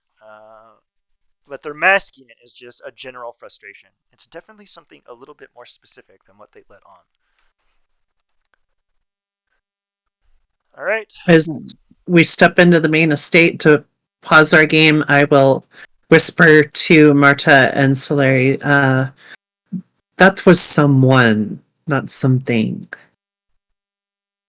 oh. And you enter into the estate. You see before you a large portrait of a large family, and you recognize two of the people in the portrait.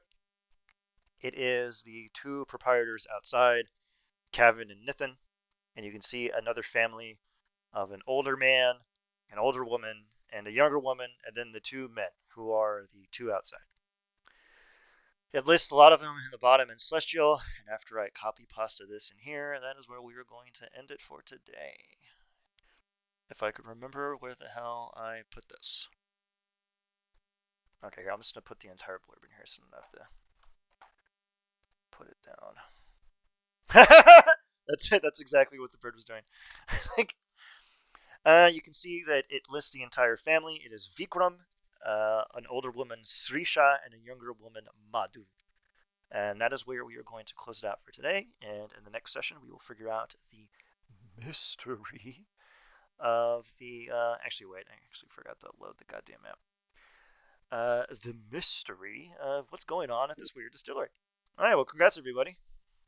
Take your inspo for your session, and we will figure out when we can meet up next.